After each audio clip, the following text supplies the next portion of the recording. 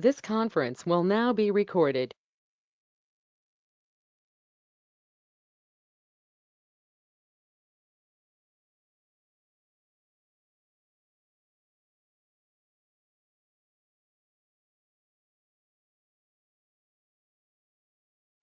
Testing, testing.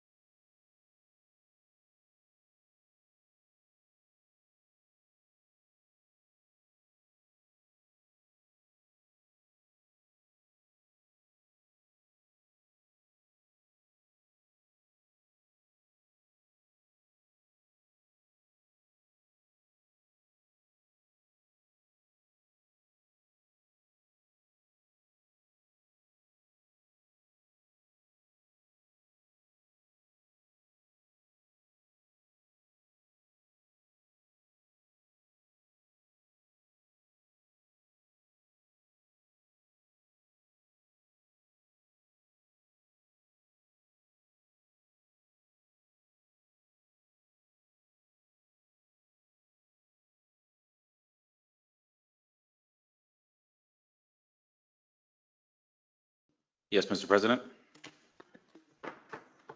Good afternoon. Welcome to the Monday, July 13th, 2026 City Council Budget Workshop. Ricardo, may I have the roll call, please? Yes, sir, Mr. President. Stephen Spina, Here. Jody Wilkerson, Lance Smith. Here. Kenneth Burgess, Here. Charles Proctor, Here. Mayor Munson, William Poe. Here. Matthew Maggard.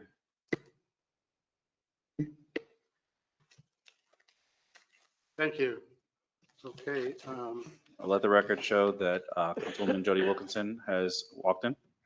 Okay, thank you. And I'll turn it over to the city manager.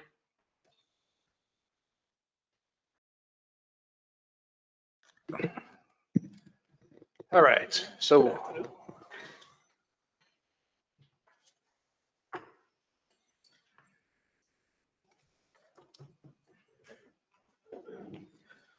right, so we have workshop number 1 for the 26-27 budget.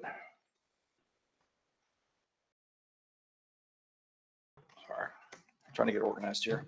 All right, so 1.8 billion is our aggregate assessed value. We budget 95% of that. Our proposed millage rate is our current millage rate and proposed millage rate is 6.25 mils. That generates just about $10,906,795.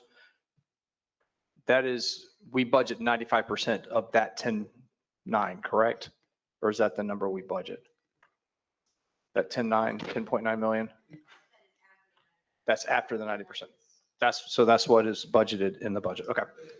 So that 10.9 million is 95%. So that is the number that we budget for. And that's less than this current year, right? It's more? It's about $22,000 more. It's not much. And I had looked back and this was like, only like a 3% increase. We had been doing double-digit increases. And that was the lowest increase. I look back, I think 10 years and it was high. This is the lowest. So, and I don't know if we've dug into the numbers on that, but I've got to think property valuations have decreased is what it has to be. And no new, a lot of new. No, because we did have some new because we were finishing up some lots, I'm sure. But what, is it valuations that went down? Your valuations were flat and a little bit of new construction allows us to go ahead. That was it. Okay, thank you, Ted. Sorry. No, you're fine. Interrupt and ask questions at any time. So as you can see here, this is our very thin blue line is restricted dollars. It's at the bottom in case you can't see it. I had to ask where it was myself. The yellow is the assigned dollar amounts each year from the reserve, and the red is the unassigned. So currently we have $9.8 million, and you can see that's broken out to the side there, recreation reserve of $4.8 million. That's for Zephyr Park, and the $5 million for the city yard complex.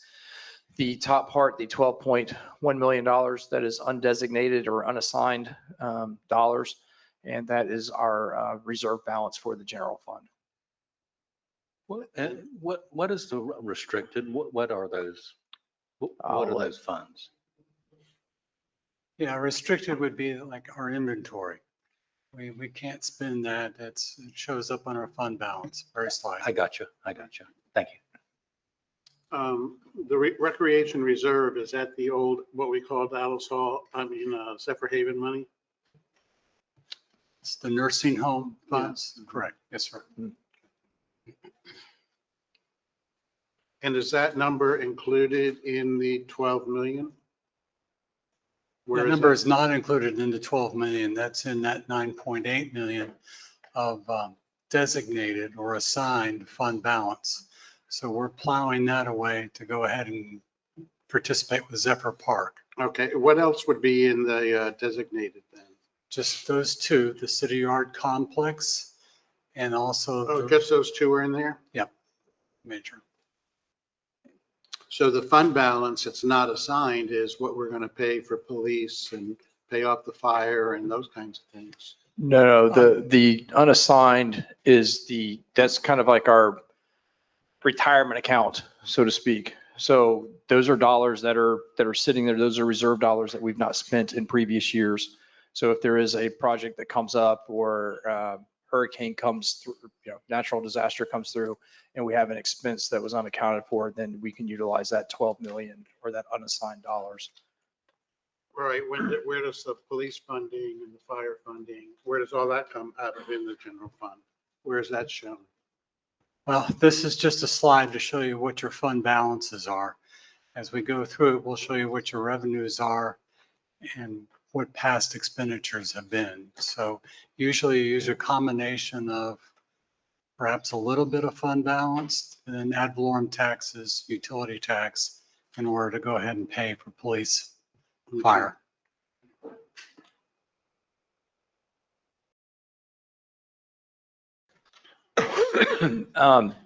So this is just a slide on the Amendment 3 that'll be on the November 3rd ballot.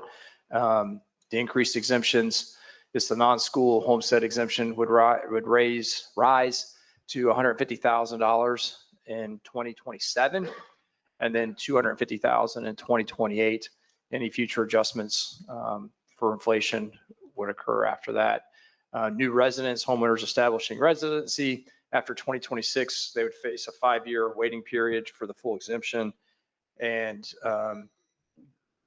there's also a measure to cap. The part of the measure is it caps non-homesteaded assessment increases at 5%, which is currently is 10%. Again, this is on the ballot. It does not affect the current year that we're talking about. It will start in 27, October of 27 is when we would be impacted by this. Here is a slide that talks about the reliance on property taxes. As you can see in 2023, the general fund, we realized property tax revenue of just under 6.4 million. And in 2027, we're estimating just over 10 million. Operating revenue in that same time frame from 23 was just over 19 million, and it has increased to just over 24 million, or excuse me, 23 million. You can see the general fund, the property tax, that, I'm not sure what that column is, Ted. I apologize. The general fund property tax. 43%. Oh, it's a percent. The property tax collected is 43% of the general fund. The revenue, you see that was 33% in 23 and has increased to 45 and 43%. You also have two columns there that show what the CRA collected from the city, which was 328,000 and projected to have 845,000 from the city. And then from the county, it was 405,000 and it increased to just over $1 million.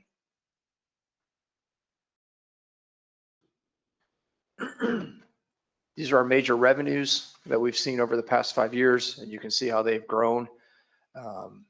Property taxes, we spoke about that a few times now. The utility tax, the electric franchise agreement, you see that has increased and has remained about the same the last couple of years. The franchise, excuse me, that was the utility tax. Franchise fees have increased a little bit. We expect those to go up just a little bit more with MyTech and Baiduco coming online. The local government half-cent sales tax and the communication service tax, both are very small numbers, have remained pretty consistent over the past few years. The estimated decreases is the impact, again, not for this year, but for next year. We're anticipating about a $2.3 million decrease when the 150,000 exemption goes into effect. And then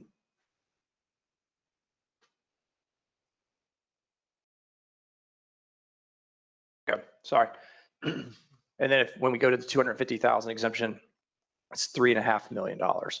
So a total of $3.5 million hit to the city should this tax exemption be passed. So encouraging ad valorem developments, as you can see, Baiduco, their estimated value, $200 million. Wonka, which is on the agenda for later this evening, it's a $100 million investment, and MyTech is $80 million investment. Taxable value, as you can see there, is about $190 million.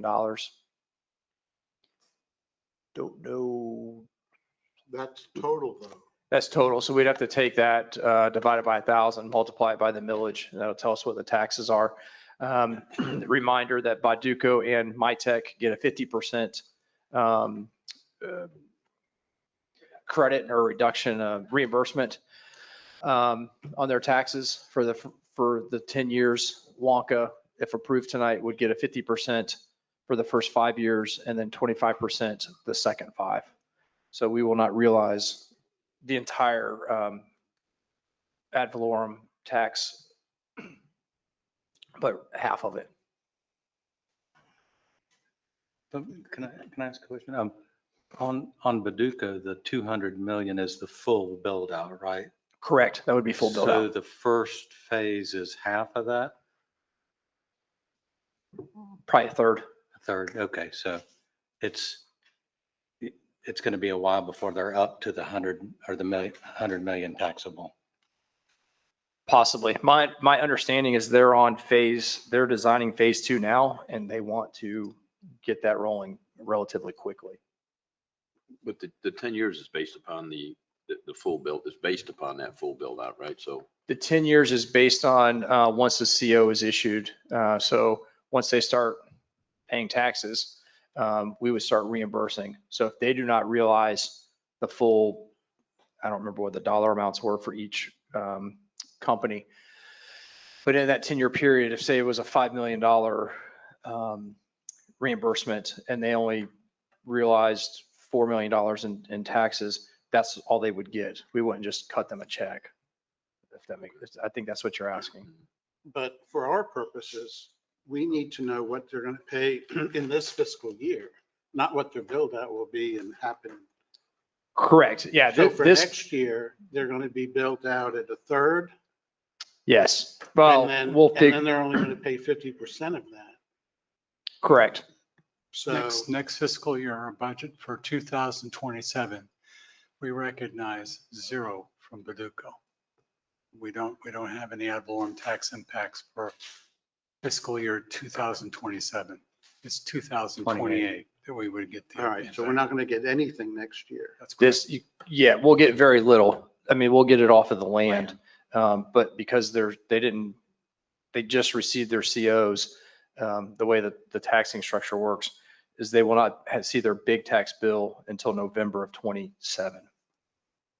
So, Well, in theory, we're not providing any services to them until they open for business anyway, right? Right. Well, Baduco is open. And so they're paying, yeah, they're paying.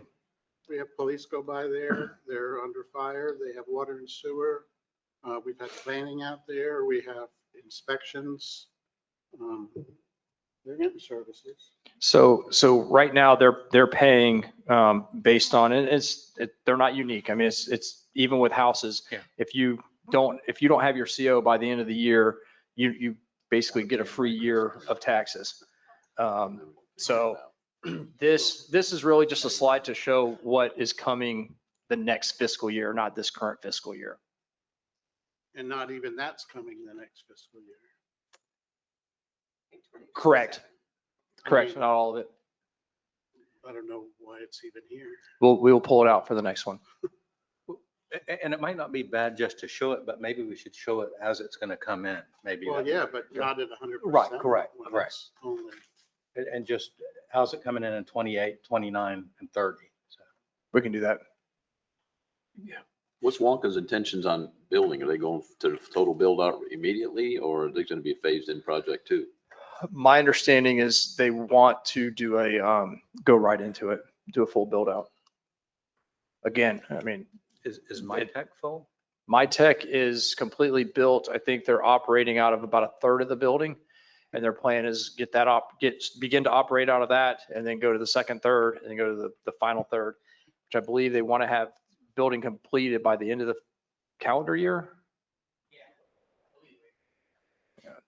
So the idea was to get in, start making product, but they want to have the entire building CO'd prior to the end of the year.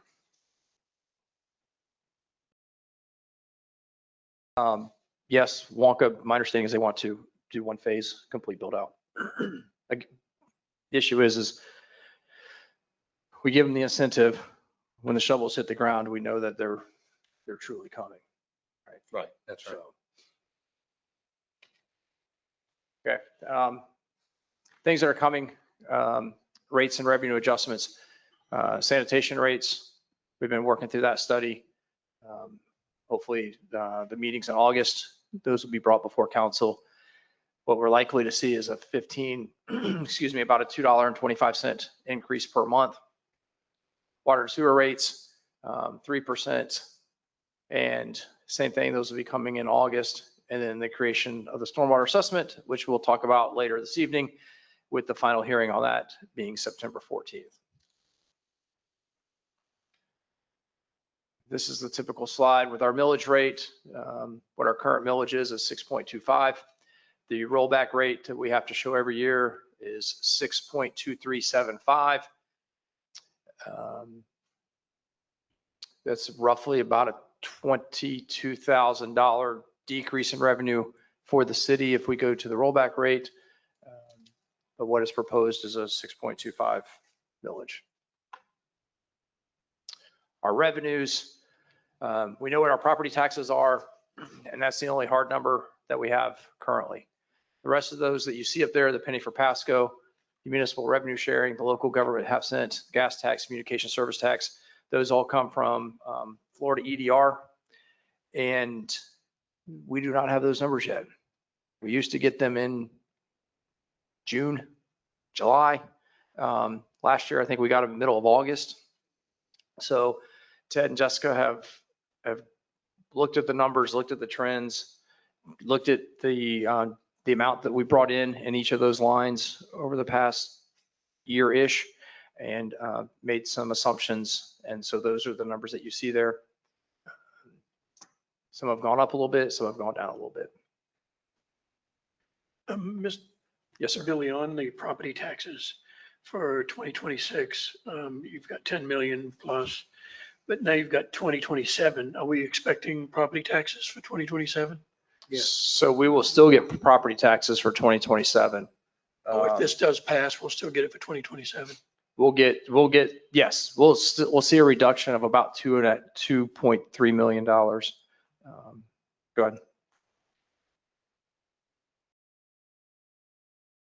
So my understanding is 2027, no property tax decrease for the city. When we start talking about giving you a final draft of your budget for 2027, no impact for property tax. It's 2028 that Amendment 3 starts to say, we're going to scale back $150,000 exemptions for homeowners. At that point in time, we lose a lot of taxable value. We lose $2.3 million, not for this next fiscal year, but in 2028. Okay. And then Ted, while you're there, what, the next year, the extra 100,000, what does that impact revenue wise? Yes. Production? Yeah, the latest when I saw the numbers and I crunched them, I thought maybe 3.2, 3.3. So we're going to go 2.3 million first year, Production. and then a total reduction of 3.2 million. Step down. And what was, 22 million was what our revenue was? Total general fund? Yeah, I'm trying to make- roughly in that $22 million. So I'm trying to put a percentage to that decrease. So it's Roughly 10%. It's 10 and then 15 probably. Correct. Okay. Well, it would be 15 and 25, wouldn't it? Well, I put us in the range of like 22 million total dollars general fund revenue. Oh, okay, general fund revenue, Yeah. not property. Yes. Yeah, property tax reduction, 2.3 million, roughly 10%, yeah.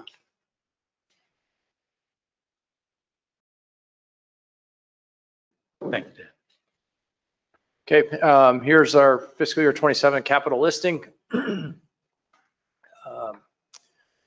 You like, I can go through each of these.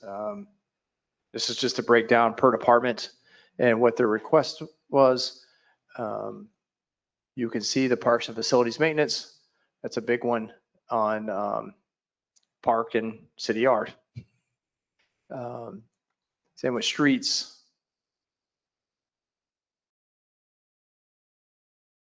If we go, His streets, city yard's part of that 6.4 in the streets. no? Okay. The city yard project has been encumbered this year. We already have a GMP. We have AD Morgan out there working. There's already a purchase order in place. So for 2027, the large number for parks and facilities is Zephyr Park. That's going to be our big parks expenditures for next year. Because we don't have a GMP yet for Zephyr Park. We're still in the design and engineering phase.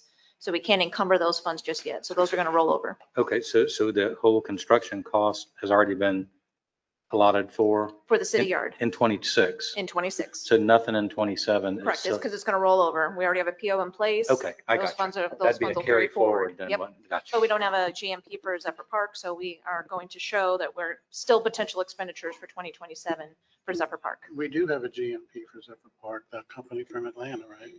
We don't have a final yet. We're working on that. Yeah, I believe there's an estimated cost, but a GMP would be that the Reeves Young would have gone out for solicitation and have some hard numbers for us, and I believe they have not done that yet. So they probably have some rough estimates, but they have not gone out for a formal solicitation. So we Yeah, don't have a so- formal GMP yet. Yeah, so what they've done is they've gone out to their subs and presented them the plans. They've looked at it, come back with preliminary numbers, and that's what we're working off of. Once we get the plans finalized and get all of the revisions, I guess, done, then it'll go out for a formal solicitation. And then at that point, those will all be tallied, excuse me, and the GMP will be brought before council for approval.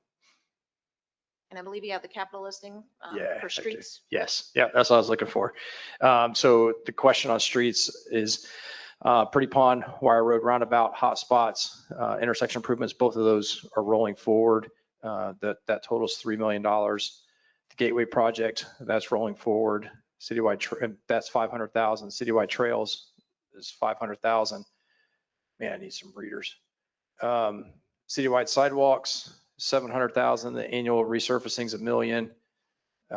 School zone safety improvements at 12th Street and Henry is 500,000. And then some vehicles at 80,000, 60,000, and a dump truck at 150,000.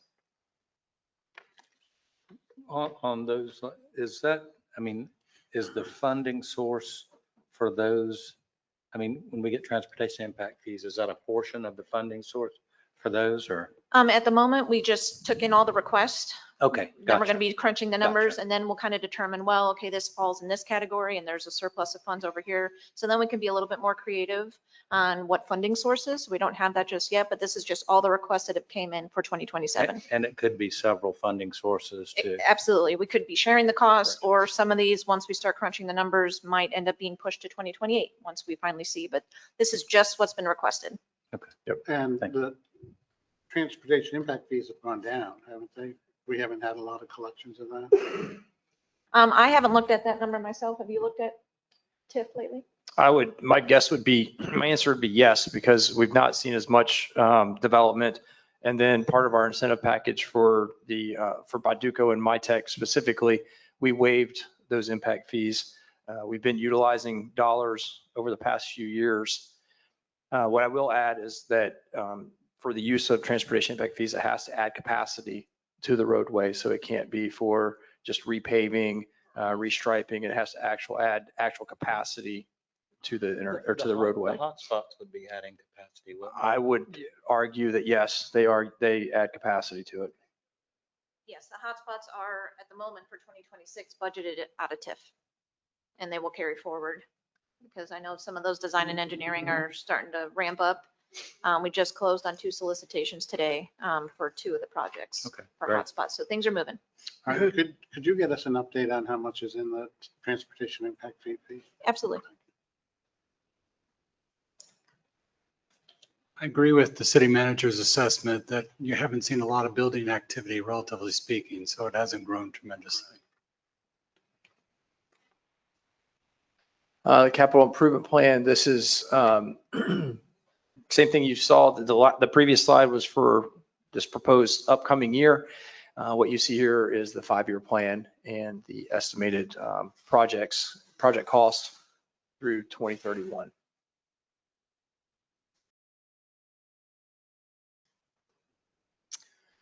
Here's the next slide is regarding the fire department. When we merged fire department with Pasco County Fire Rescue, there was a fee schedule on top of the MSTU that the city had to pay.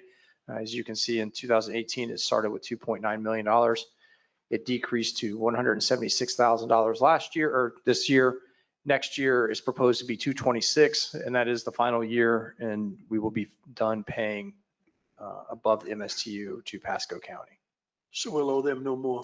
Correct. We will owe them $0.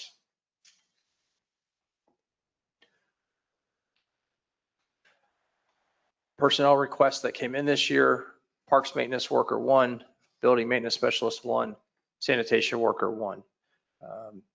As I think I had a couple questions that I had today as I made my round of calls. These are still under consideration. As Jessica said earlier, we're still assigning funding sources to each request, and we'll see where the numbers fall. This is something that will still be pending.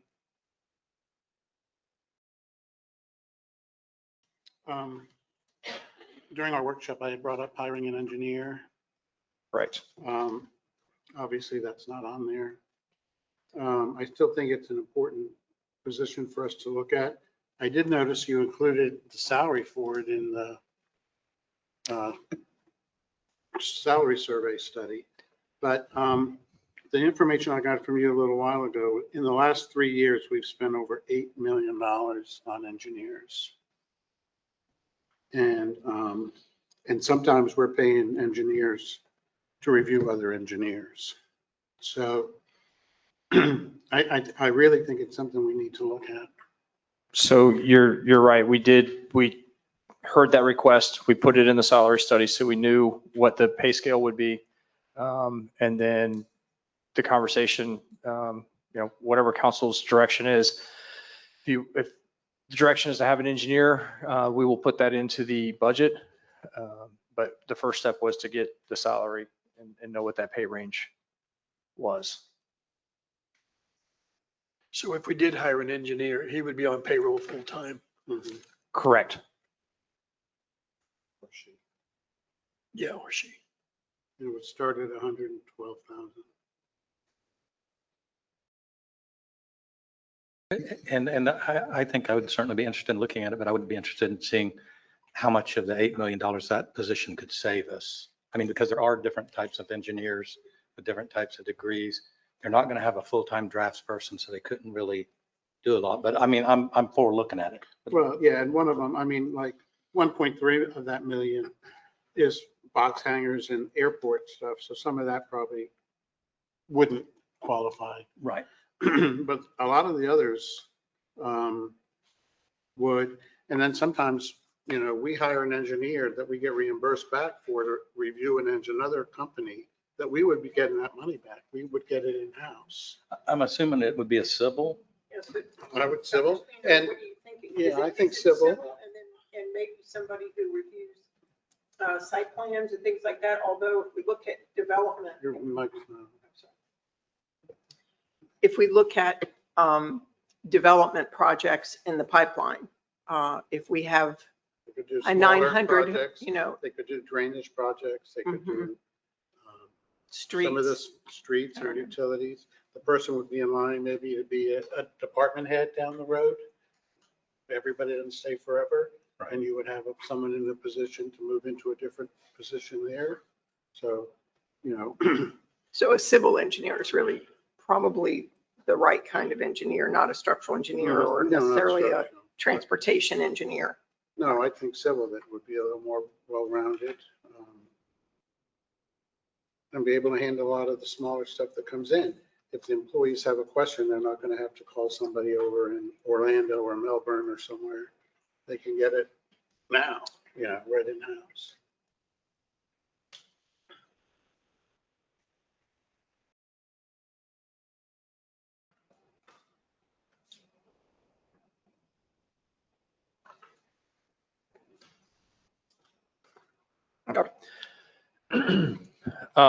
If you'd like, we can go over, I think they have a copy of the CIP list, right? Yeah, would you go back to the parts, the one that showed the restricted money? Yeah, that one. Okay, so we have 4.8 million in recreation. That'll be for Zephyr Park. Plus some of the bond money would be for Zephyr Park. But do we have money for Alice Hall Community Center? We did when we went ahead and told our bondholders that we were going to do public works projects. So the projects, we mentioned the public works facility. Zephyr Park, and Alice Hall. That was in the offering. However, it's written pretty broad. It's for public works or facilities, recreation facilities, public works facilities. Okay, so where would that money, so where is Alice, money for Alice Hall? We had said we wanted about $5 million for Alice Hall. We did. We have approximately $5 million. It's in the bond fund and it's not shown on the slide. This is just an illustration of the general fund reserves and the general fund balance. Total fund balance in the general fund, $17 million. But of that, $9.8 million is dedicated to those two projects. So we have $12 million that is free, unassigned fund balance. And you've kind of set a goal of saying that you would like between 25 and 50% of general fund operating expenditures as a reserve. We have surpassed that now. We're above that. $5 million would be in that neighborhood of 25%. So 12 million is well surpassed. Now, what can we do with that $12 million? Let Whatever me you- jump in real quick. So the question was, where's the $5 million for Alice Hall? There's not $5 million laying on the table for Alice Hall. Zephyr Park, and we'll talk about it later this evening, but Zephyr Park is well over budget currently at the moment, based on the design and the preliminary estimates from the contractor. So as a staff, we're meeting with with Reeves Young and Kimley Horn to try to do some, it's even beyond value engineering at this point, trying to get it closer to within budget. And so that will be presented to council. The idea at the moment for Alice Hall is not a tear down and rebuild, but rather a refurb. And so I don't know exactly what that includes at the moment, but it could be, refacing the entire building, repainting, new flooring, new roof, new bathrooms, something like that. But a renovation of Alice Hall opposed to a tear down and rebuild because of cost. Well, so we got a bond issue of $30-something million, $32 million. $32 million, And correct. it's about 17 is for the city yard? Or 20? No, 17 million is correct. So 17 million about- of the bond issue, $5 million coming from the general fund, $5 million coming from water and sewer, totals the $27 million cost of the public works facility. And then, so the park is about 16 million for the Zephyr Park total, plus that 4 million? That 4 million was a component of how much it was going to cost to go ahead and do the original estimate at 16 million. 4.8 or 4 million was what we said that we could contribute from the general fund from that dedicated reserve, from the nursing home reserve. But how much is coming from the bond issue? That was about that, the So- 17 leaves about 16 or So 15. 16 million minus the 4 million, 12 million, that would be for Zephyr Park. But then we have $2 million in state appropriation too for Zephyr Park. So that rolls back too, Steve. I'm sorry, I just don't have the bond funds, but I can get them charted out. Roughly, I'm saying $16 million was budgeted for Zephyr Park. 4 million was going to be from that reserve in the general fund. 2.5 million for the state appropriation. The rest was going to be bond proceeds to go ahead and get that built. And what portion of that did we determine that needed to be stormwater related? Do we make a commitment about that? Or is that I what don't the think state funding is We for? didn't break it out. Sorry, for Zephyr Park, we actually do have that number of, it's 2.9 million, right at 3 million. So right at $3 million. And actually, right before I walked in here, Shane and I were on a conference call with Pasco County. We're going to see, we're going to try to apply. The deadline's like 5 days from now or 6 days from now. But to see if we can get Pasco County to fund that $3 million because it is stormwater related. And that's the the cost of the Zephyr Park project, 3 million is stormwater related. We're going to apply for CDBG DR dollars to see if we can get the county to contribute $3 million towards that. Again, we just found out about it today. The deadline's the 21st, I think they said. So we have to scramble to try to get some paperwork done in the next few days. But you have the plans, I mean, as far as the engineered drawings, it's ready to go. Yes, but they're asking for a lot. They're asking for environmental study and the income level of the service area. It's not stuff we can't get done. It's just, So we got to get started. Thank you. Before we leave this line, $12 million general fund balance undesignated, well above reserve for a hurricane at $5 million. What can we use that for? Well, we can use that for a rainy day. And I would say to you is, if the worst possible happens and Amendment 3 passes in November, we might have some general fund balance to see us through some lean years. Yep. Until we go ahead and see everything that's going to happen positively in the industrial corridor. Right, so, yeah, we want to hold on to that money. Thank you. Excuse me. So the sheet that you have, I think it's a separate page. It has a list of all of the capital improvements. It shows 27, fiscal year 27 through 31, and it has all of those projects. If there's any, council's direction, I can read through these or just open up to any questions. Mr. President? Yes. And I think this is good, but I mean, I would like to see potential funding sources of each, what they might be. Because I'm very concerned right now with spending a bunch of money just for the reason that Ted just said. We're going to have, it would have been a lot nicer for this to be transitioned over a 5-year period for the exemption for the homestead, but we're going to have to stomach it in 2 years. So if we could see the funding sources, I'm just real nervous about what's coming down the pipe, plus our ability to service the $30 million debt we have. Right, and you show on here capital improvement plans for the next 2 years, 28 and 29, that totals almost $30,000 million in the next 2 years, the 2 years that you're going to be hit. So, yeah, I agree. I mean, I think we can look at these and see what you have for this year, but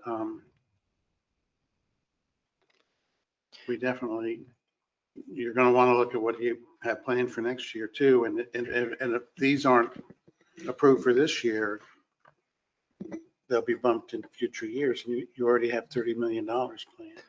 Correct. Yeah, I think, sorry. The main focus is obviously the fiscal year 27, and then 28 through 31 is really a planning document of what we foresee we're going to need over the next 4-year period or 5-year period. And each of those, I mean, they can be moved, they can be kicked, they can be removed at any time. Years 4 and 5 typically they have to be, if they don't have a funding source, or money's dedicated to it or tied to them, they have to be in years 4 and 5. They have to be pushed out far enough. So there's a real possibility that, 29,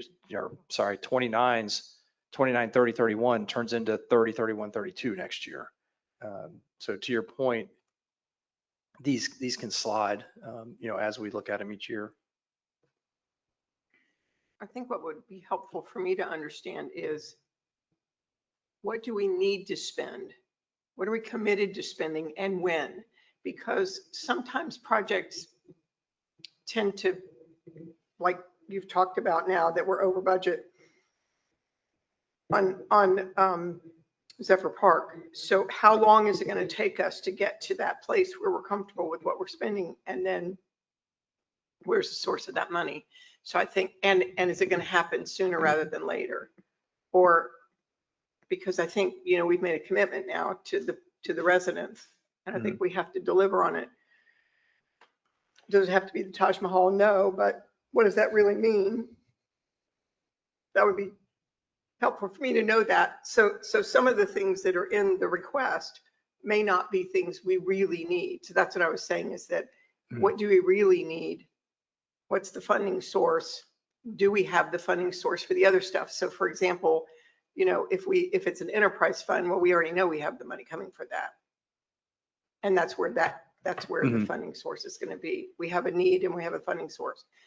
But the debt, that's the thing that worries me, is this $30 million of debt. We can't, we can't avoid that. Right. And so that is budgeted. The debt service is in here. And then, which is unavoidable. So that's priority one. And then the projects, if there's not money, we don't do it. What is the $233,000 for library? And I'm sorry I didn't get through. I wasn't You're able to thoroughly study this. Library is purchase of new books and materials, which is $33,000. I think is that the Friends or the reserve covers most of that? That's annual. I mean, you have to buy new books. Correct. Most of it comes out of the general fund, and Okay. then if she needs extra funds, they do pull it out of their reserve. So 33,000 for new books, 50,000 for new flooring. That flooring was for the front meeting room space. That gets used all the time. So that flooring needs to be replaced. And then there's $150,000 for a 400 square foot space? Well, we don't have pricing on it. Okay. I mean, listen, I'd rather put a little extra money in there and we come in at 40,000 or 30,000 than to tell you guys 30,000 and we come in at 50. $50 a yard is what it should be installed. Yeah, well, and we will true up these numbers as well. I mean, we'll go out to bid as well. And then the big number is the $150,000 for AC units. We thought we were going to have to replace those this year. We were able to make a couple of repairs and the units have lasted. So we have that money in there, Air in case it goes out. Because that building, the age of the building now. Well, and the materials, and the ceiling, it's got high ceilings, so.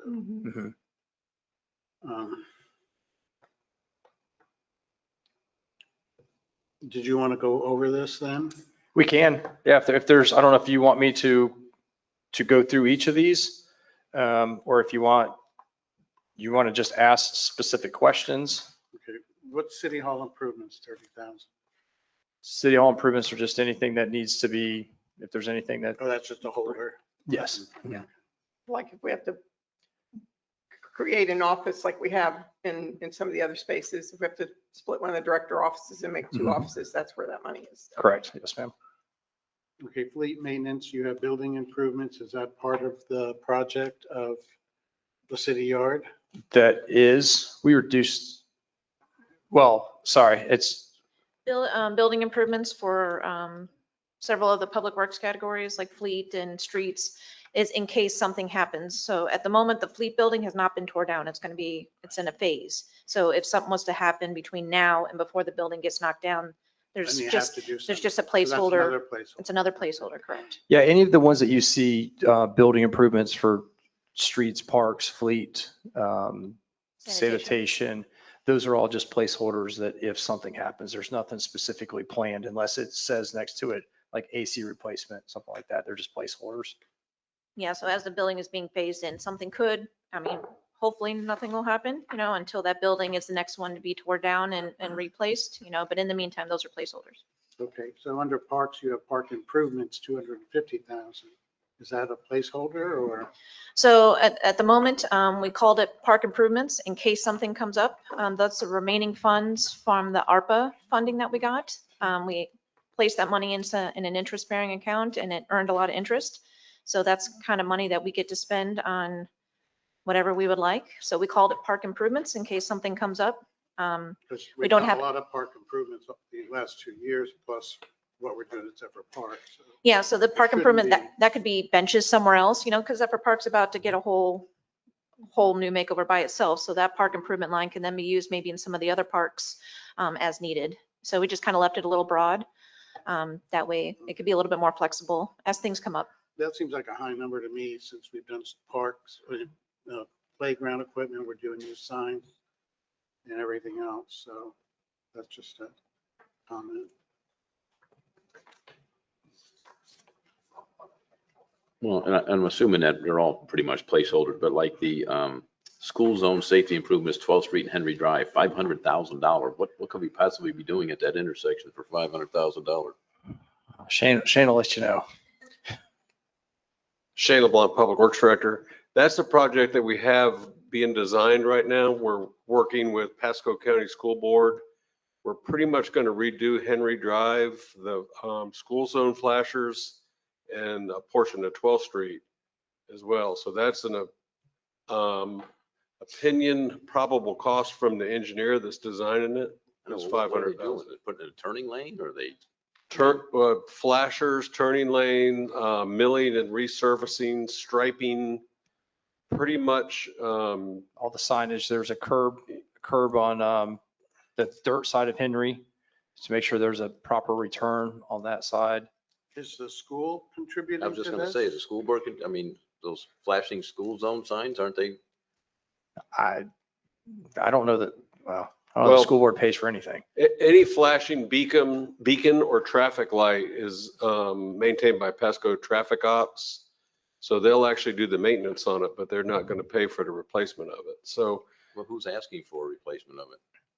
well, our police department, we have some safety concerns out there. That whole school zone is outdated. It's a hodgepodge of signs, and the crossings aren't correct. They're not to modern code. There's no ADA accessibility. So Some we're, lighting too, right? yeah, some lighting additional improvements. lighting. That's been a thorn in our side for quite a while, that whole Henry Drive corridor. So part of it, there's a I don't know, school safety committee. And so conversations with that committee, with the PD about concerns in that area, that improvements that need to be made.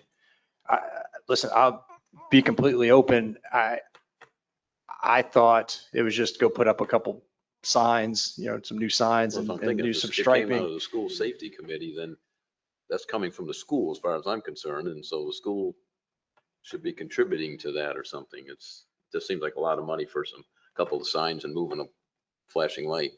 Well, it's more than that. I mean, I thought that's what it was, but it's milling and resurfacing Henry and sections of 12th, doing curb and gutter. Well, I guess doing a curb on it. Well, Yeah. Some of those returns. Now, with that said, we need to budget for the whole amount. We can go back to the school in Pasco and try to get funding from both those entities. But we need to put it in here to show that it's $500,000 and not put 200,000 in and assume that they're going to contribute. Okay. Remind me what the Gateway project is. Gateway project is project behind the, what is it now, Frontier, Verizon. They're on A Avenue, from A Avenue to C Avenue. That's a project that has proposed to be 57 townhomes. They keep saying they're going to develop it. We have budgeted this money for the last 3 or 4 years, I believe it is, to help with the road paving, to try to get this project going and be a catalyst for that southern end of town. And each year, just the developer kicks it back one more time. Well, this is roads within the development. This is to Around do it. 7th Street and, 8th Street. yeah, I'm sorry, yeah, 7th Some Street, of A 8th Avenue, Street, some of and, B Avenue. right. And we'll be getting impact fees from them. They will pay impact fees. There's been a request to waive the impact fees as well, to try to get enough money to pave for the roads. Mr. President, somebody's wandered in. I think they're lost. I tell the On board. police chief, You and Mr. Bracknell now kidding. Well, Mr. President, you're right about the gateway. It keeps getting pushed back, pushed back. We have a need for money. We can't guarantee it's going to be there forever for them. So, I mean, And I wouldn't waive any impact fees. Okay. Not if we're building roads. Yeah, I mean, normally they build their own roads. The roads, well, I don't, what were the They're estimates on building those? roads in their subdivision and we're doing the public streets. Is that what it is? It's all public It's all public streets. streets. Yes. I know, but they're building the ones like What's basically The new parking ones. lot.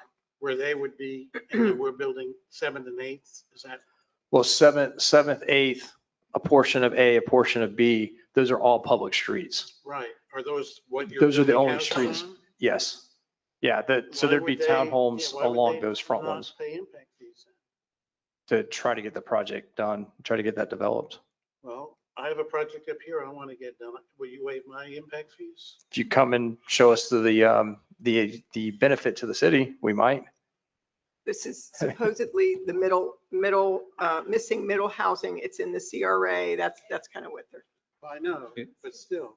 I get it. I get it. And again, the developer's agreement has not been executed. Right. And so that ultimately has to come before council for design or for approval. This is something we've been going back and forth, like I said, for 3 or 4 years now.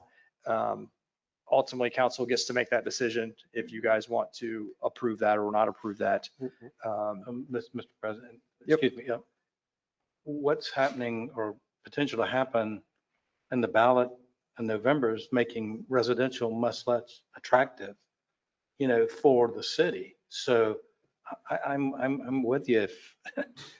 I'm not going to be for giving away a bunch of money to a residential project at all. Understood. Because it's like spending $1 to get back 80 cents. Less than It'd that. be like spending Yeah. $1 to get back 8 cents Yeah. right now. I have one more question, utilities. Oh, You okay. can, Thank you. If you have any questions. sigh of relief. Get a slice of pizza. Um, Go get some here. We had talked about when Jones Edmonds was here and the 3 options we might have for the water well. And we're either going to have to build a pipeline, we're going to have to buy land and build a well, and the other one was also build a pipeline.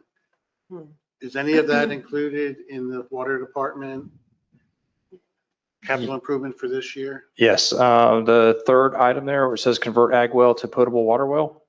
Well, that's the one, but I'm talking about we had long-term plans. That is not shown in this next year. No.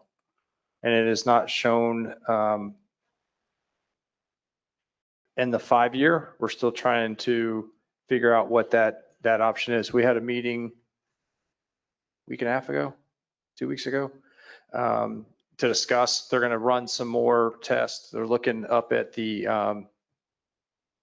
Enterprise, at Citrus and Enterprise and 35A to see what the impacts would be and run some small models to say, okay, if you put a well in here opposed to another location, what would you be able to draw from the water, from the ground?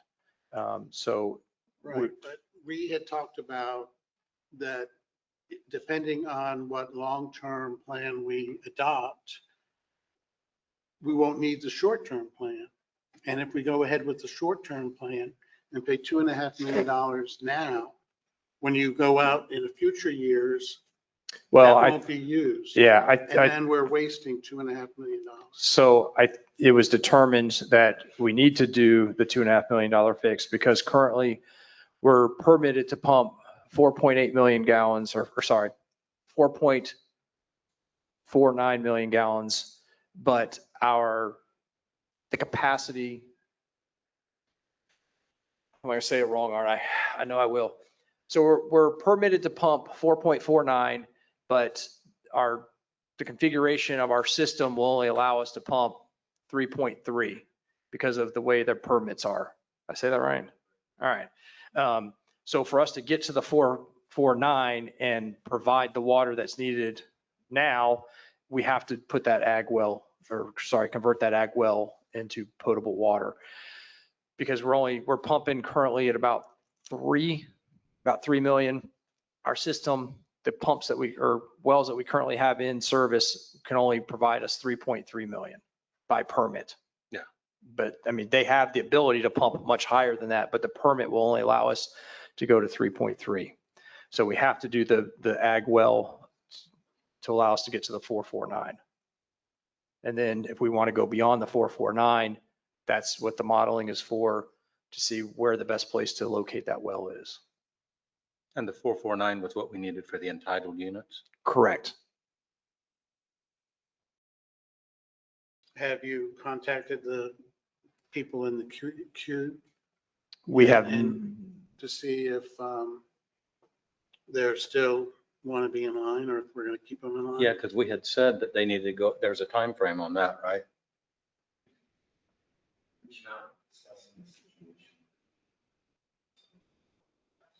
so we've not reached out to everyone, but the process has started.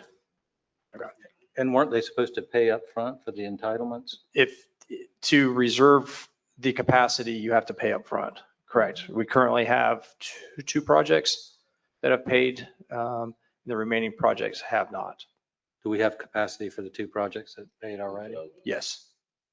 So if these other projects don't come online, I mean, while we need the water, don't get me wrong, but I'm thinking about cost wise, if we need it for those projects and they don't pay up front, maybe we don't need it tomorrow. You know what I'm saying? Well, the problem is when they do say they need it, they need it. And it's going to take us at least a year to get a well up and running once we hit the go But button. can't we let them know that if they don't pay up front, then they may have to wait a year? We can, but we're still, at some point, we're going to have Well, to. that's what I'm saying, but we don't Yeah. have to do it tomorrow if we're, just like Councilman Smith was saying. And then if they don't want to pay up front, if they pay up front, then we know it's a go, or Right. pretty much a go. But if they don't, then they should be under the understanding that, well, you didn't need it tomorrow. Yeah. Now, when it's time for you to need it, it might be a year. Right. We'll have to Or let them more. know that. Or So more, yeah. I know we have 2 projects that have paid, and then we also have 1 or 2 projects that are currently talking to planning that could take off at any moment. I know that planning talked to each of you about one of them, and some, potential issue that we have on that one. But there are projects that haven't paid but are moving forward. The other that we have too is, remember, we have the industrial that has come in as well. So.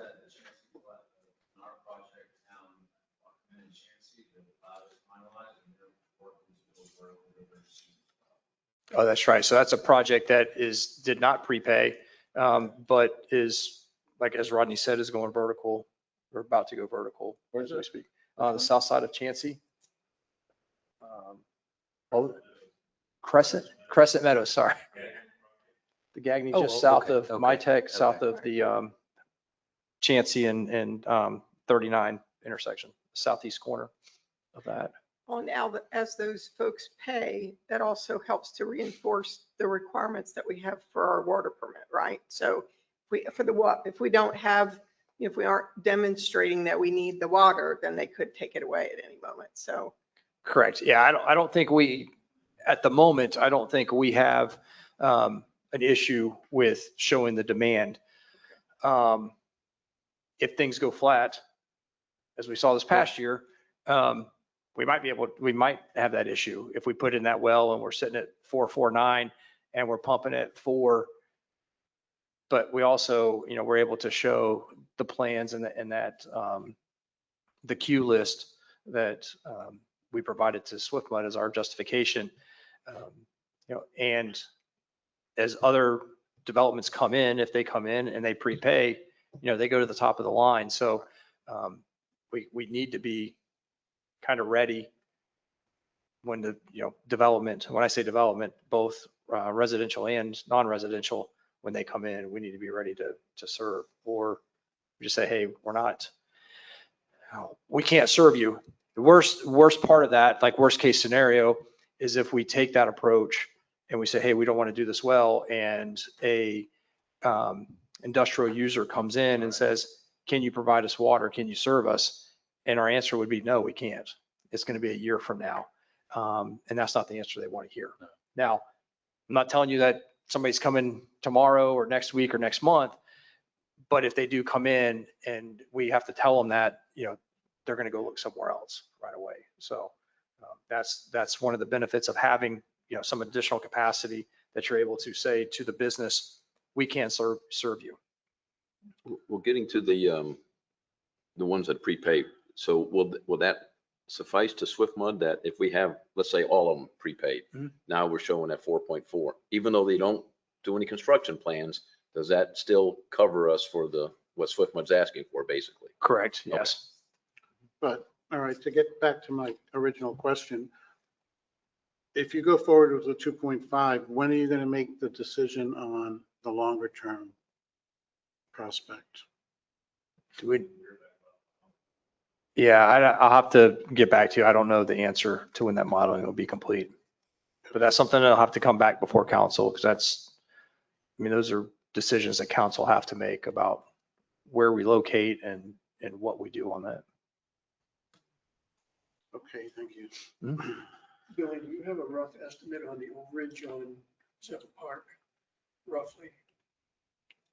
That's on the agenda.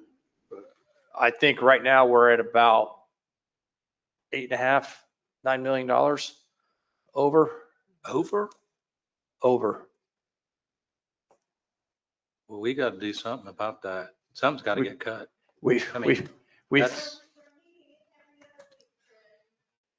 Well, hopefully they're not charging us for them meetings. that's part of their contract. But we've been meeting on that for the last 3 weeks. What, the project was how much? The original project was 16 million? 16 million is And what it's over 8 million, 50%, and stuff slowing down? I don't buy that. Is it possible? Well, I feel better now.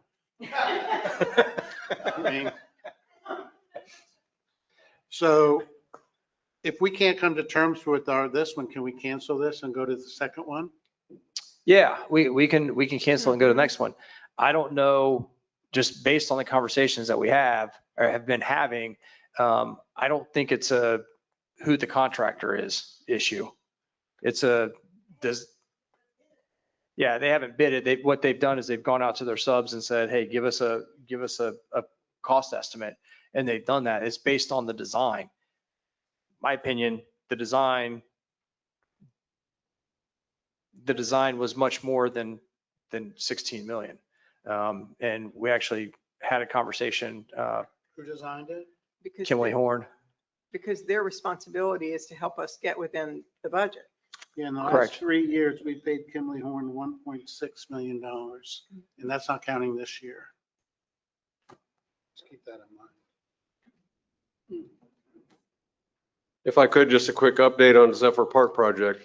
The construction documents right now are at 65%. So like City Manager Poe and Gail said, we're doing VE work with a contractor, trying to get that price down. Once we get the price down to where we feel comfortable, then we'll go to 90% plans. And that's when the contractor or the CMAR will submit his GMP to go to council to approve the actual GMP. So we're not there yet on the pricing, and we have to make some big decisions. So Mr. LeBlanc, is the revisions to the construction documents, we're not paying additional for that, is that correct? No, Okay, no, because again, their responsibility, they knew what our budget was before they started the process. And we're not realistic in the selection of perhaps features, water features, et cetera. So we just probably have to look at everything with a fine tooth comb. So we're 8 million over 16 million, and that doesn't include anything for Alice Hall. Correct. So technically, we could really be about 13 million over. If we do a tear down and rebuild of Alice Hall. Which we've said we need a community center that has activities for youth and different people and larger than what we have now. Well, I think the other thing is what portion of the design is stormwater? Because I think, again, we keep going back to what is the purpose of this renovation? Well, one of the main reasons and one of the reasons why we pursued state funding was because we have an issue with, you know, the water retention and the water flow through that area. And it starts way at the north end of town and then continues through the county to the south end of the county. So that's what I would look at, is because that's not where we could necessarily scrimp. That's where we have to really do our due diligence in our work there. Yeah, there's not been any conversation on cutting back on the stormwater aspect of it. It's been, you know, what is the surface of the playground area, of the hardscape, The bridges. you know, the bridges, you know, $1 million for a bridge that goes across I'll say the middle of the pond, you know, cut it. But that's one of the things, you know, different playground equipment and the prices that those have come back at. Our playground equipment is really, really cool. But it's really, really expensive. So we're looking at all of those things that have to be looked at. But yeah, stormwater is not, I mean, we have worked with Pasco County, and, you know, Pasco County is improving the oh my gosh, the ditch, Zephyr Creek Canal, thank you, on the south end of, you know, south of Zephyr Park, to fix that portion. And they've, you know, told us that they're going to fix north of Zephyr Park up to Silver Oaks.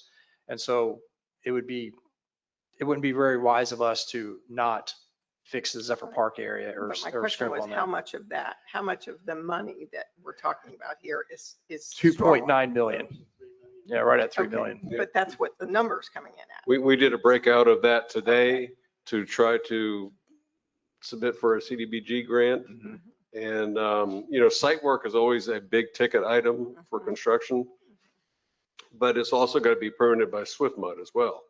So we can't deviate from the application for SwiftMud. Right. Okay, thank you. Thank you. Billy, on the hotspots, we have, sorry. On the hotspots that you and I had talked about earlier in the week, we got $2 million allotted for that. Is that supposed to do all of the hotspots? That is anticipated to do all the hotspots. $2 million for the hotspots, the construction.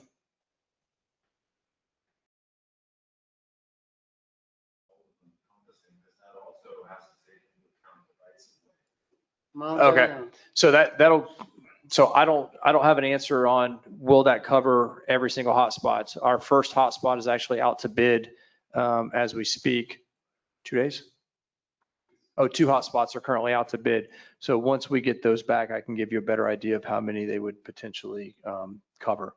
But there is what we've learned on a few of the intersections is that there's going to be right-of-way acquisition that's going to have to occur. So that could go either really smooth for us, or it could, you know, increase the price quite a bit. And the other thing is the trails. When are we going to start doing some of the trails? So that's a conversation that we'll have in this upcoming year. There's conversation of a trail, you know, starting at San Pasco Park, meandering its way around Meadowwood, through Cruisin', up 20th, on South Avenue or somewhere coming to the west. And then it can continue all the way to Zephyr Park. It could tie into Shepherd Park, but then somewhere potentially 8th Street, come north, come here in front of City Hall, connect all the way to Hercules. And then from Hercules, there's already a trail that runs on 54 that connects to Dairy. Dairy can take you to Cossack Road, or all the way to Cossack. And at any point, you can go west, get onto the 301 trail, and then that can take you all the way to Floral City if you'd like. But inside the city, we've already met a couple times. Yeah, if you want, you can come up.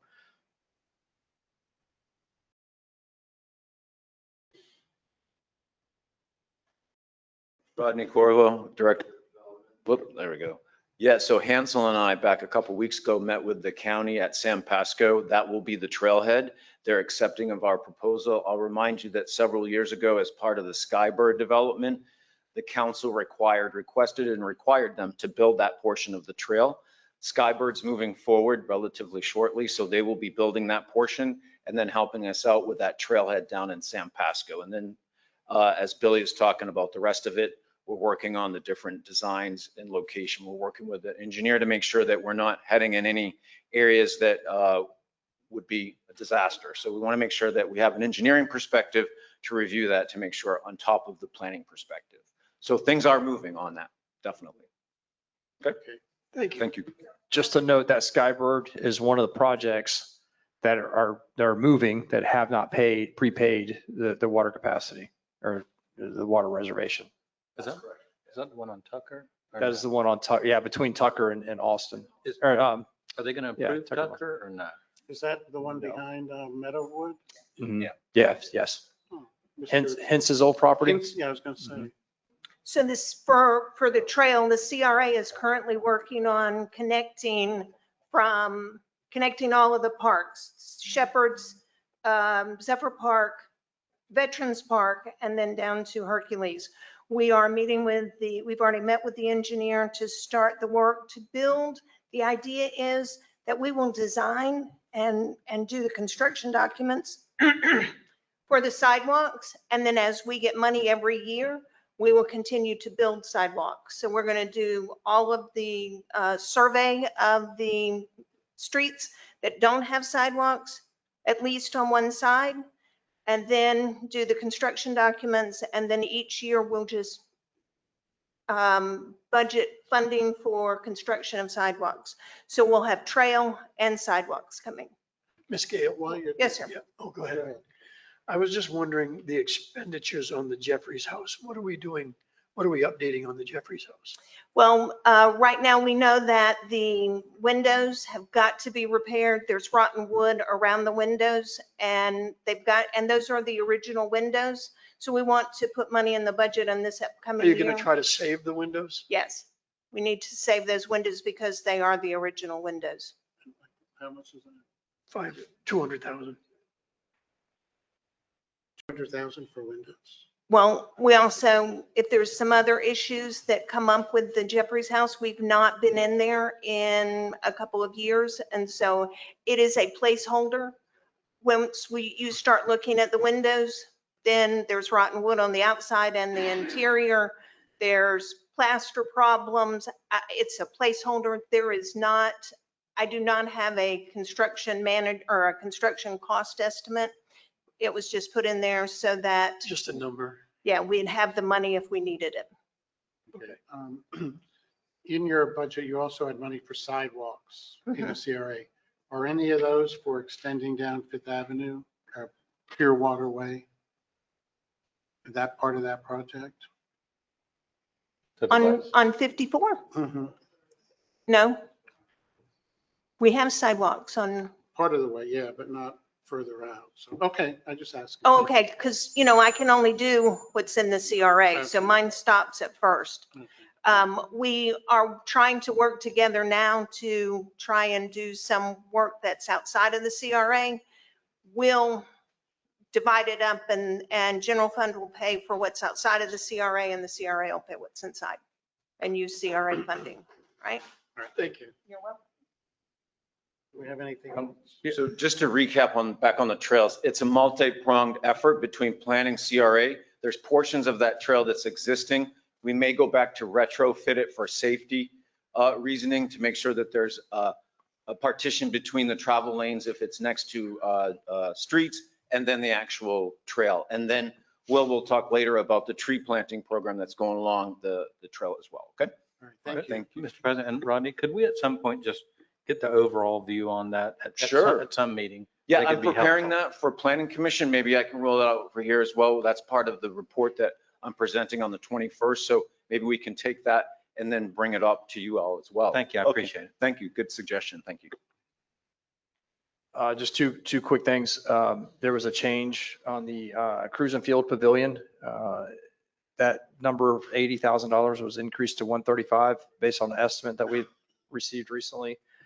And just want to point out, it's in here, and I think it's next meeting, we're having a conversation regarding Shepherd's Park and the buildings there that are, quote unquote rotary buildings.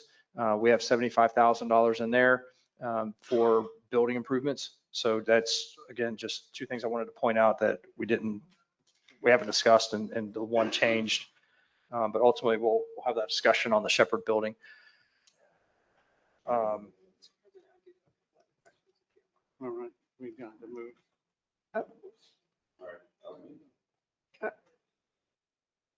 Okay, so couple little quick things. Under Water Department, there's something called a new light tower. What is that? A light tower is just, it's a trailer that has a light on it, stand up the light for if they need to work in dark hours. Okay, and then water inventory/water, and it's $700,000 over the next 5 years or 4 years. What is that again? That is meters, pipe, couplings, fittings, anything that Ongoing they need. maintenance. Yeah, just Got their it. inventory to make repairs. Okay, nothing else for me, thank you. Charlie? No. The only thing I'm going to say is I think y'all are aware that it's like when you're making a bunch of money, everything's good, you feel real happy to spend it. We're going into a phase when we're not going to have it. Right. So we got to watch every dollar we can.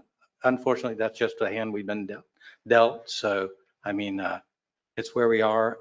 I just ask you to look at everything. Do you really need it? Is it a want or a need? Do we really, really need this? So I just ask you to look at everything. Thank you. And I would just say too, last year, I think we talked about the idea that we were doing the city yard in Zephyr Park, and those were such big projects that we needed to kind of pull in and tighten the belt on other things so we could focus on those. So if we can do that, that would be helpful as well. All right. I just quickly, draft budget will go to council on the 1st, August 10th and 24th. Again, our plan to have sanitation, water, sewer rates discussions. The 14th is the first reading of the millage. Second reading is proposed for September 28th. What is not on there, original schedule that we had sent out was proposed budget workshop for August 10th.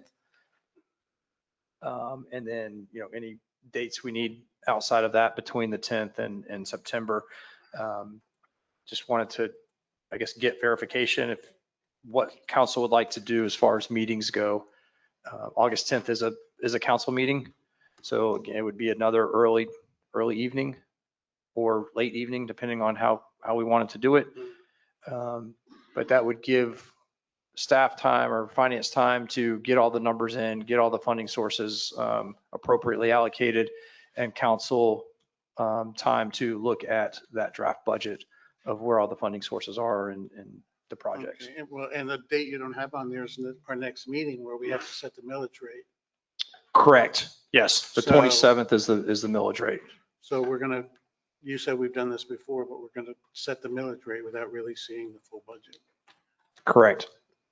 which I don't remember. Tentative millage We rate, can always, correct. Right, I know, but we can go down. on we it. never have, I don't think we've ever changed it, so. Thank you. Okay, is there anyone anybody signed up to speak, Ricardo? I have no one signed up to speak. Is there anyone here who would like to speak on the proposed budget? Okay, meeting adjourned, thank you. So we said 4:30 on the 10th, right? Do it early again. So nobody said anything. Oh, well, we're going to do the 10th? I mean, I'm good with 4:30. Okay. Yeah, we can talk about the next one, but I'm good with 4:30. If Yeah. that works. I think that works.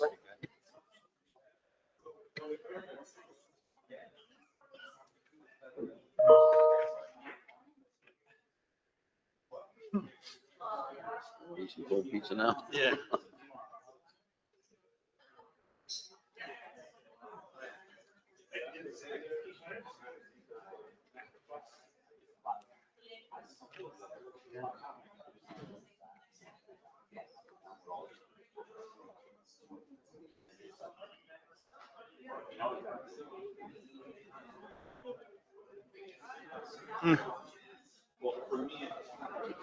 I see Miss Strange is here, Mm-hmm.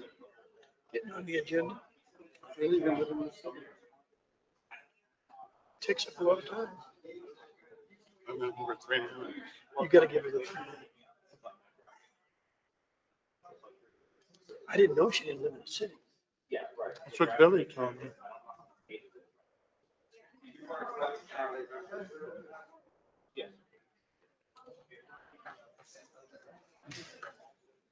Our next workshop is at 4:30 on the 10th of August. Is that what you heard? Mhm.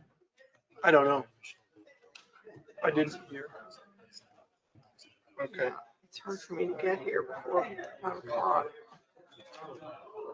It's your, I'm here at 4:45, that's what it thing? is, you know.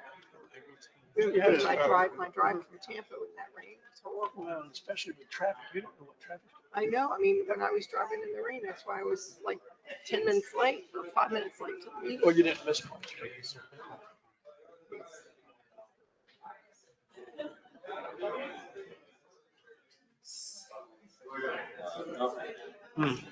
I didn't know she was here.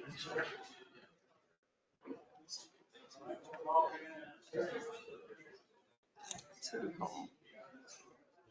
Throw it away. Oh,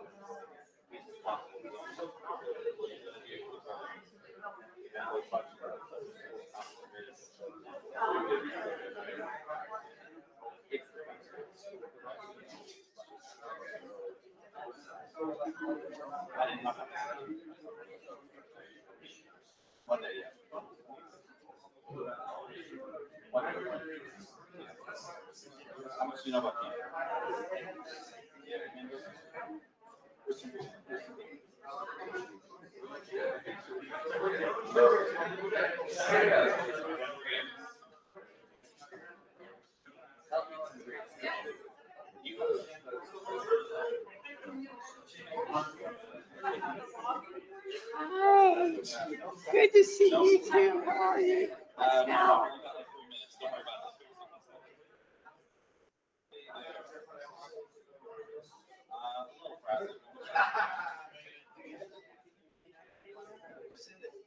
I just got the last one. I'm trying to figure out how to make it work. It's video. Wait a minute. Video. I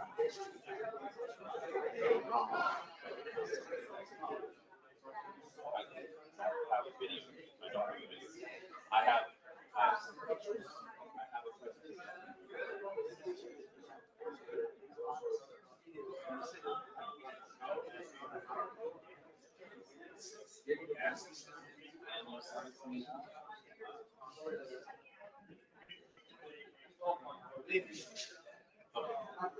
I'm set. I'll leave it later.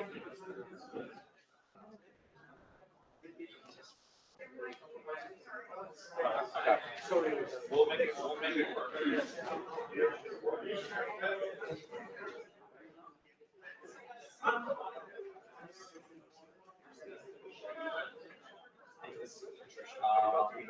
Oh, hi. Nice to meet you. I'm here for the proclamation. Oh, great. Just want to make sure you guys know. That's someone from Yeah. Much Yeah. good, good. That's nice to see. Pictures and videos. Oh, yes, yes. You know what? Kevin's not here, yeah, you could do it for him, yeah. That'd be great, thank you. We're glad you're here, but we're glad you're here. Good. Nice meeting you.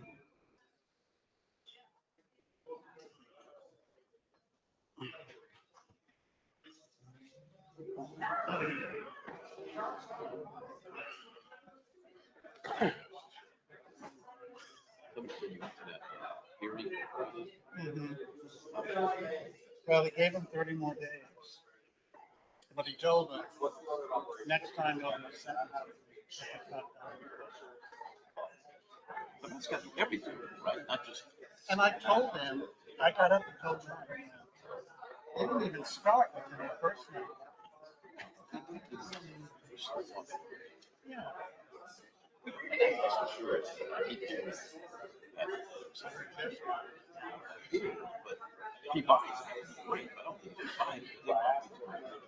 Well, somebody said they're gonna give them 3 months free or something.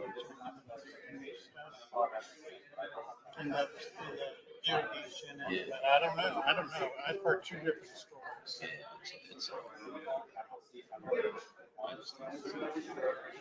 Somebody speaking. I wish he would, Yeah. because, you know, it's gonna be hard to sell a house if it doesn't.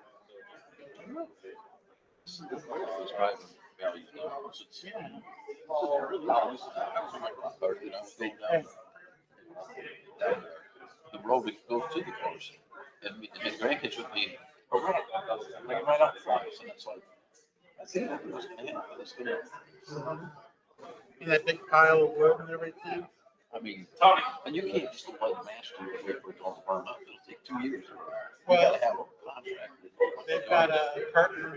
Yeah, they got, curtain, you know. I mean, it's something they can do in like a week, they just incinerate, over. But, yeah, I don't know, it'd be interesting to see what happens. Mhm.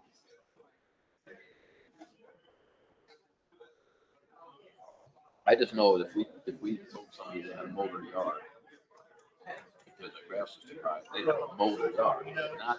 I was in the nothing was found. I told Chad, we've got people here, and that's when they got money to go back up there. We had to get a dozen people here.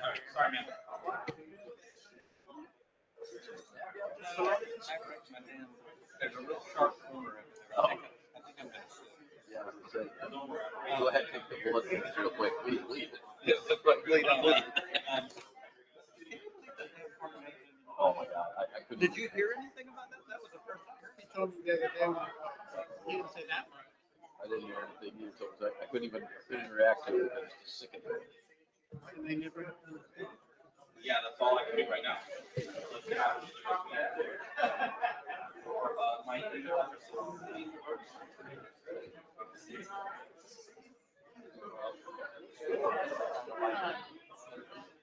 Yeah.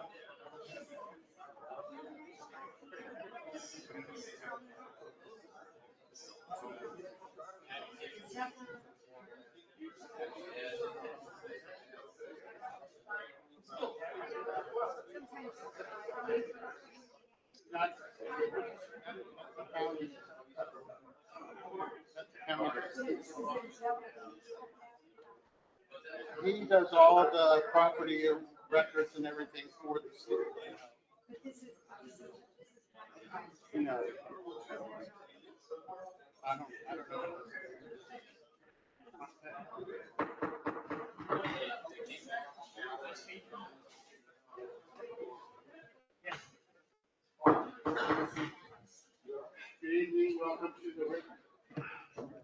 Good evening, welcome to the regular meeting of July 13, 2026, City Council meeting. Ricardo, may I have the roll call, please? Yes, Mr. President. Steven Spina, Here. Jody Wilkeson, Lance Smith, Here. Kenneth Burgess. Here. Charles Proctor, Here. Mayor Munson, William Poe. Here. Matthew Maggard. Thank you. We'll have the invocation by City Planner Rodney Purdue, Planning Director. Please rise. Thank you, Mr. President. Dear Heavenly Father, there's so many times in our life, both individually and collectively, that we face chaos, confusion, and just outright distraught and pain. Help us to remember that when we look towards you as our Heavenly Father, your Son, when we look toward him and hold his hand, and we look within ourselves to your Holy Spirit, we can find clarity, confidence, and persevere in any of the adversities of life that we may encounter. This evening, we also offer up a special prayer for the mayor's husband, Mr. Dennis Monson, as he travels home and begins his new life with you in heaven. We ask all these things in the name of your Son, Lord Jesus Christ. Amen.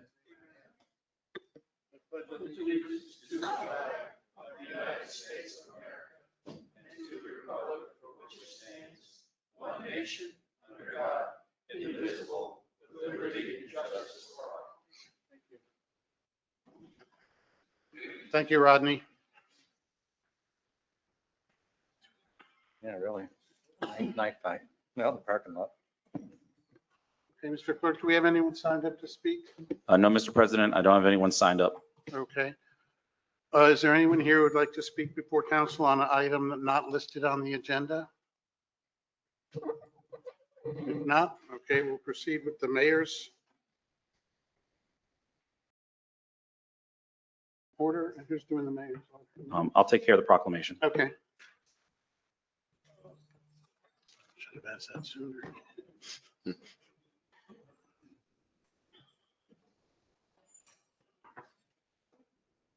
So the first item we have is a proclamation for the Baduco Food Company. Do we have a representative here from Baduco?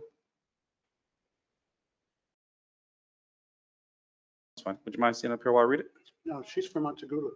Oh. This is Paducah. Oh, Oh, Paducah. Oh, you're from Balduca. Oh, okay. I'm going to read it, yeah. Okay. I'm sorry. I thought. Okay. Whereas Baduco, a Brazilian multinational company founded in 1952, has grown into one of the world's largest producers of baked goods, serving families in more than 50 countries with its signature cookies, wafers, and panettones, while remaining committed to quality, innovation, and family values.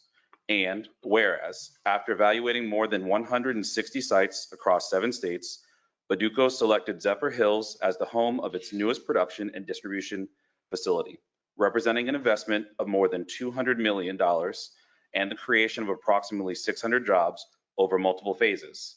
And whereas, even before opening its doors, Baduco demonstrated its commitment to our community by hosting a local job fair that resulted in more than 100 hires and by actively participating in community events throughout Zephyrhills.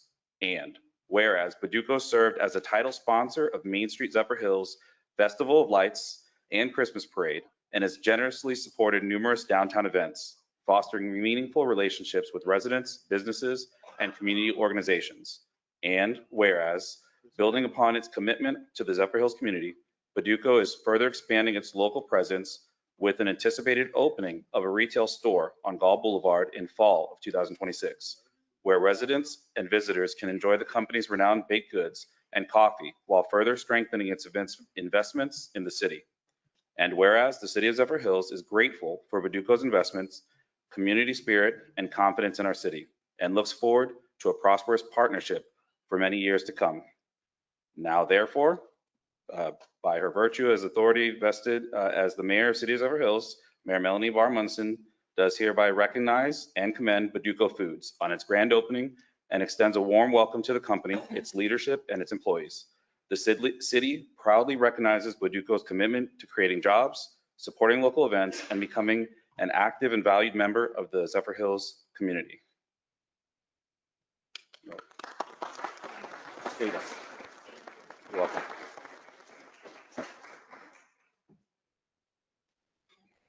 Yeah.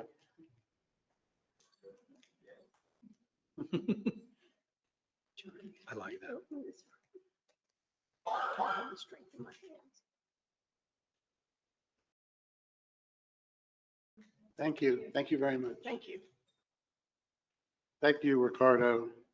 Next item is a presentation by Morituglu Academy. Is that Pascal?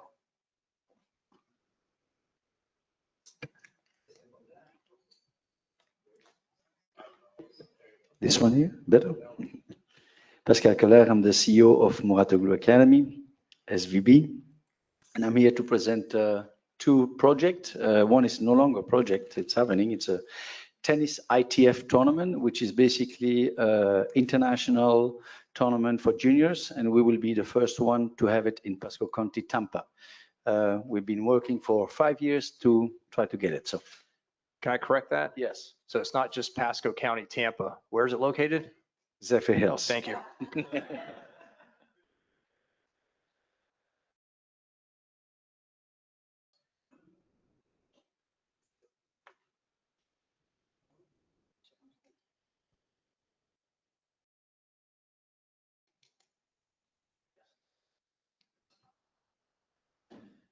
Here we go. Apology for that, Billy.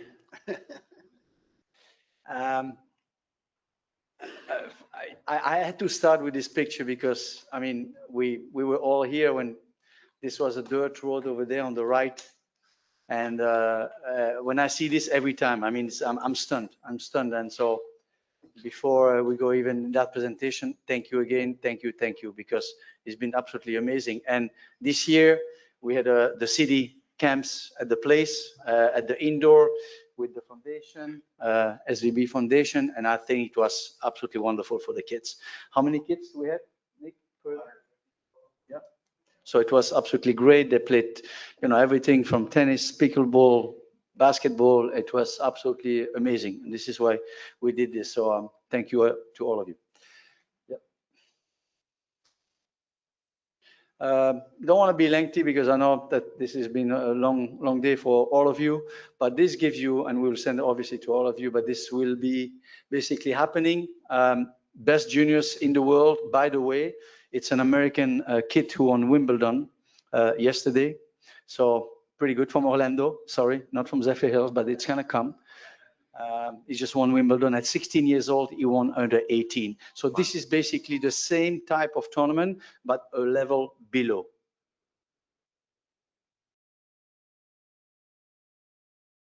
So we will have 32 boys, 32 girls coming from all over the world. There will be a qualifying draw for all the players from Zephyrhills and around. And yes, it's going to be absolutely amazing. Most of those tournaments, if you look at it, we are already at the second level. There's a first level. We're already at a second level. And if you fast forward a few years later, you will see probably champion that play this tournament. By the way, we had a women's tournament. We have a women's tournament, as you know, because you're all coming to watch it. And one of the girls who played the final, lost in the final 2 years ago, is now number 12 in the world.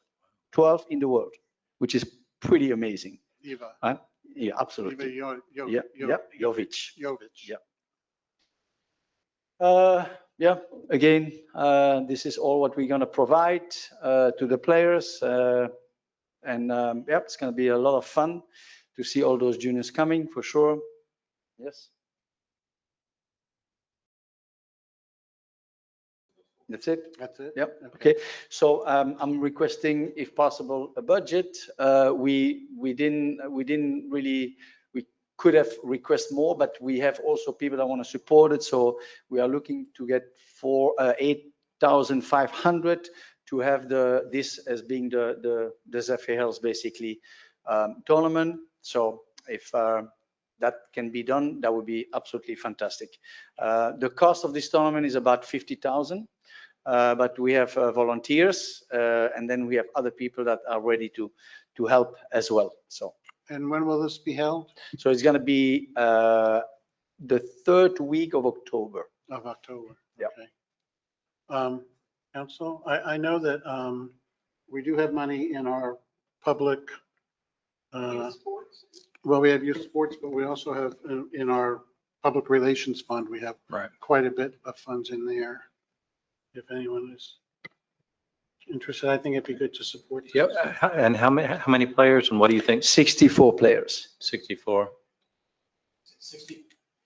32 32 boys, girls, 34 32. Okay. Yeah. There may be sometimes more because some of them are coming to play only the doubles, but most of the time, 90% of the time, the players who are playing singles playing doubles. Is it called the Zephyrhills Open? What did we say? Was it not on the first page?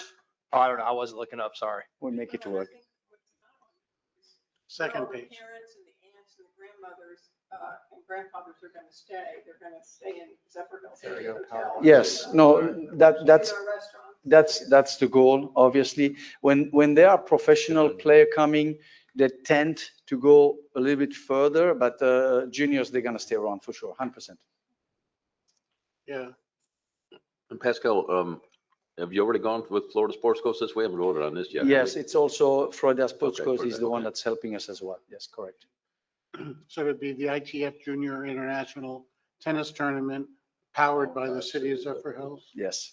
I would like to see us do this, and we do have money in that account. Yeah, I would move we go ahead and sponsor it, Agreed. subject to the amount that we have in there. We'll do some form of sponsorship. We had There's a- 200,000 in there, and Oh. you said you spent how much the other day? You told me. 50, 53. Yeah. Okay, There's- so there's we have money enough to do the full amount. Okay. Right. Yes. All right, we have a motion and a second. All in favor, say aye. Aye. No nays, motion approved. Thank you so much. Thank We you. appreciate it. The second project, it's a project, but it's looking better and better. If you thought that Baduco were the only Brazilian firm coming to Zephyrhills, you're wrong. You're wrong. Please join me. Join me. So we have a project that we've been working for the last 3 years with the Muratoglu in France, is investing in a pool for kids in Zephyrhills and a rehab center.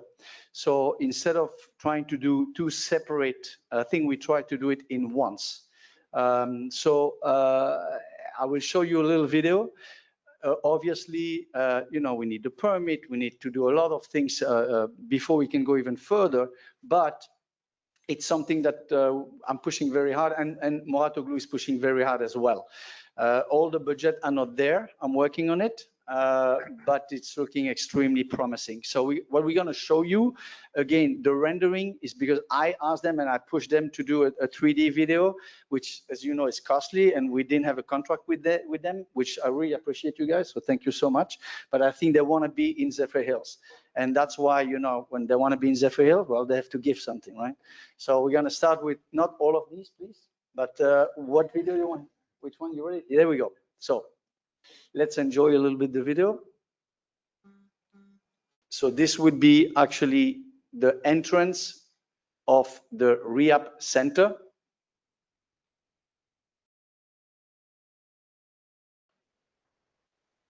And if you're familiar with the center, it's basically wherever you have sand right now, that's where all this would be.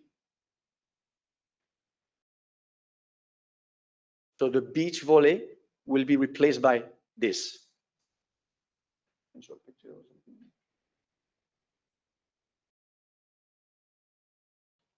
It will be a 6-lane of 25 meters. We couldn't fit 50 meters to be Olympic, but 25 for high school. They can do competition. They can come and train. It's pretty stunning. So.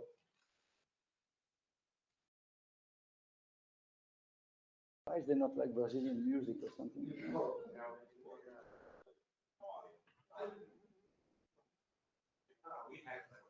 I'm just kidding. I'm kidding. You want to show maybe one view?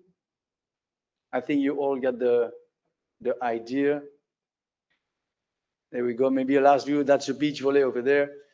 And that's a top view. And we will send you pictures. So what's going to be in the rehab center is going to be cold plunge, hydro massage therapy. And this will be open for public, obviously. So it's not for the members only. It's open to public. And the idea is to keep the pool available for the school. I need to obviously meet with the school board and talk to all those people and see what we can do. But the this is something that we've been working on for the last 6 months. And it's not something that we just like this. Pretty cool because it's the thing that's missing the most is that we don't have that rehab center. And if you want to attract world-class athlete and you don't have a rehab center, it doesn't work. You need it. You absolutely need it. And we have 2 major hospitals that are pretty interested in helping as well. So That's beautiful. That would be a great addition. if you have any question for the company, this is the company. And he designed it, yeah. Nice to meet you. And I think they're not all from Brazil, but mainly Brazil. So Brazil is Okay. getting there. You guys have any question?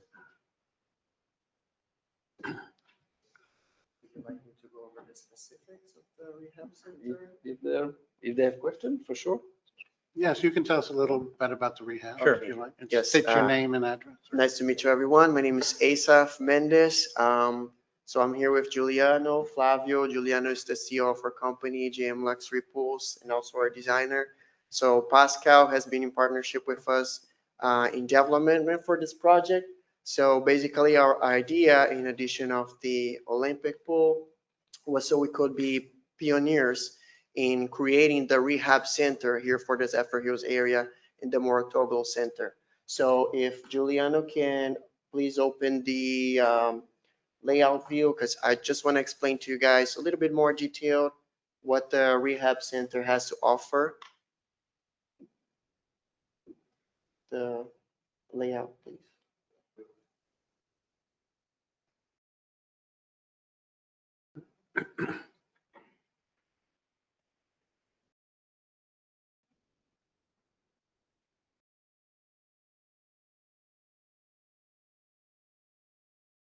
Okay, so Giuliano, he's an ex-athlete, so he has a lot of experience in the area of knowing exactly what a professional athlete and also athletes in training need for recovery. So basically for the rehab center, we're going to be creating cryotherapy spaces, so spaces for also heat therapy with infrared saunas, hot tubs for recovery. There's also new technology that we have not really used in this area yet that we're going to be the first on this project, which is using biochargers. They're like new technology that helps athletes. And like I said, warm therapy of several different kinds. We're also going to have a massage center in this building for the athletes with massage technologies, massage professionals, and things like that. So pretty much Flavio, my engineer, if you guys have any questions for him, you can go more in technical detail, but those will be just a few of the things that will be included in this project. But like I said, our idea is to pretty much expand that to, like I said, be a pioneer on this kind of project here in the Florida area, which I think nobody else has something like this around here yet. And when do you hope to start? I'm sorry? When do you hope to break ground or? As soon as possible. As soon as possible? Yes. Okay. Sure. Yeah. So Giuliano, my CEO, his English is a little still broken, but he would like to share some information with you guys if I can translate for Okay. him. Good afternoon, guys. Good afternoon. It's a pleasure for me. Okay. Thank you. So as I've translated for me, I'm talking Portuguese. As I've translated for me, everything referring to the project. Okay.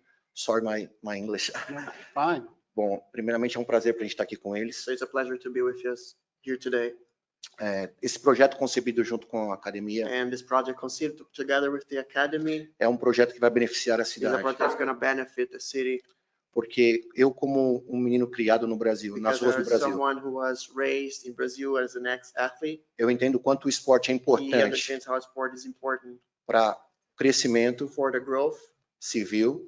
Of the city e social and also social-wise de cada criança e adolescente. Every kid, every teenager who grows here. Então, quando o Pascal me chamou para fazer esse projeto junto, Pascal called us to eu logo já me apaixonei pelo projeto, with the concept, porque eu entendi os benefícios que esse projeto poderia trazer para os jovens da cidade. For the younghood here e in the também city, para a cidade. and also for the city as a whole. Porque como é de consentimento de todos, Because as everybody knows, a gente sabe que os nossos jovens hoje, we know that our youth eles estão com uma grande dificuldade has had a lot of trouble e se interar in getting to interact and be uns para active com os outros and interact with each other fora do ambiente tecnológico. outside of the technological environment. E o esporte And sports, coletivo especially ou individual, sports or individual ele nos sports, permite essa they conectividade. can allow us to create this connection. Então a gente quer trazer junto com So we a wanna academia bring this together with the academy, esse projeto para a cidade,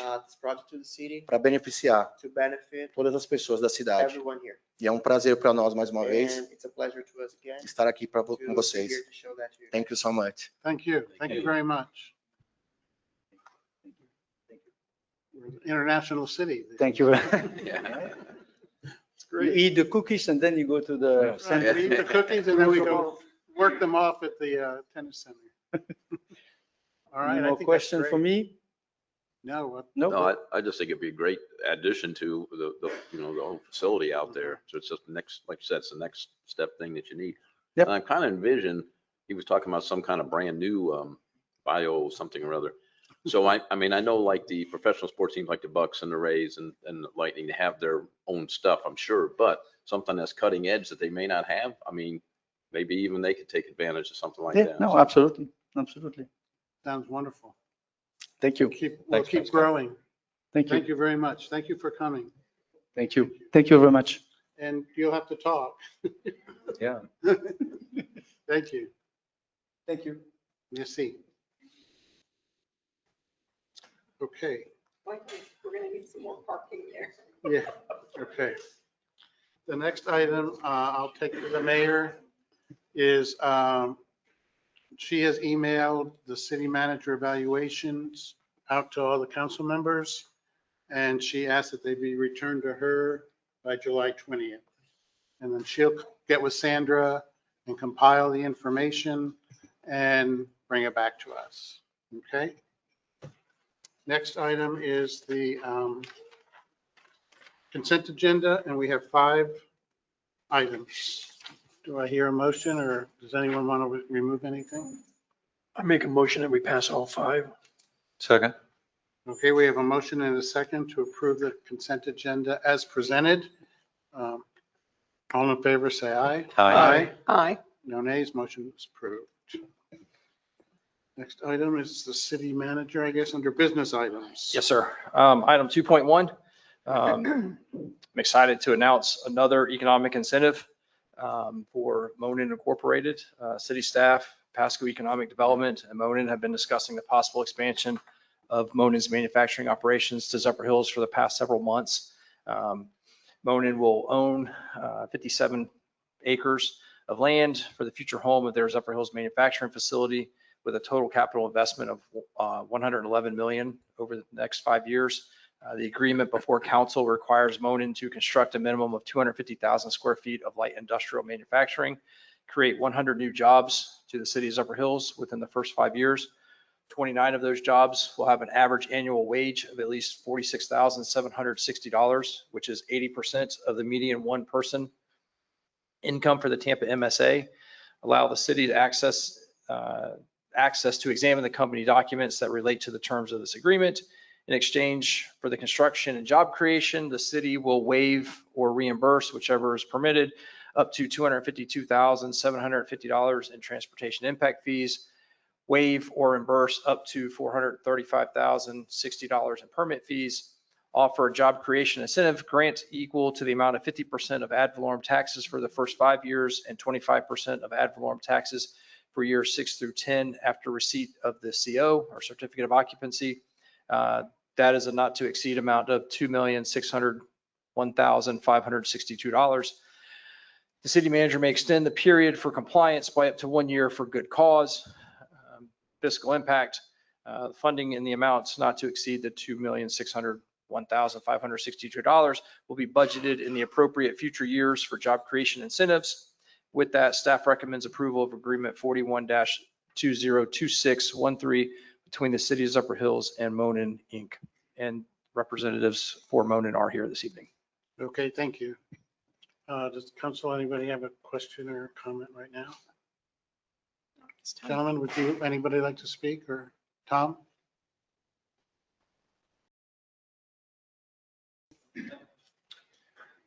Council President Spina, fellow council members, Billy Poe, city manager. I'm very proud to announce another project for the city of Zephyrhills. Actually, we've been working on it a little longer than Billy said. It's been about a year. But I'm very honored to introduce you to the leadership of Monin here in Clearwater, and I will let them answer any questions you might have and also talk a little bit about what they're doing. I'd like to introduce Bill Lombardo. He's the CEO of Monin, and that's Monin Americas, right? Monin Americas. Okay. And Greg Grabo, and he is the Chief Financial Officer of Monin Americas. Gentlemen. Thank you. Thank No, you. Thank you appreciate for it. It's, attending the meeting. we're pleased to be here. I'm Bill Lombardo, as you said, run the company, and we make flavorings for beverages of every kind imaginable, and we sell them through 50 states in about 29 countries here in this hemisphere. From our plant right now in Clearwater, Florida, which has been there 30 years this year, and we've outgrown it considerably. We've also got a facility out west in Nevada, northern Nevada, and so this will be our third manufacturing facility in the U.S., in North America, and we'll actually be considerably bigger than either one of those. So that's our growth plan into the future. So it's a major investment into to the future of Zephyrhills and the future for Monin. Yeah, this project that we're talking about here, the expansion will allow us to keep up with sales for the next 10 to 20 years. So it's a long-term investment. All the numbers that you mentioned are short-term, the next 5-year type investment numbers. We expect those to be much higher for both investment and for hiring down the road. Right. Okay, thank you. Where is the property? It's just to the north of the armory that's being Okay. constructed currently. Okay, all right, Yeah. great, great. Yeah, So the north end of that South Yeah. Ave extension, Okay. at the very end of that. How many people do you plan on hiring?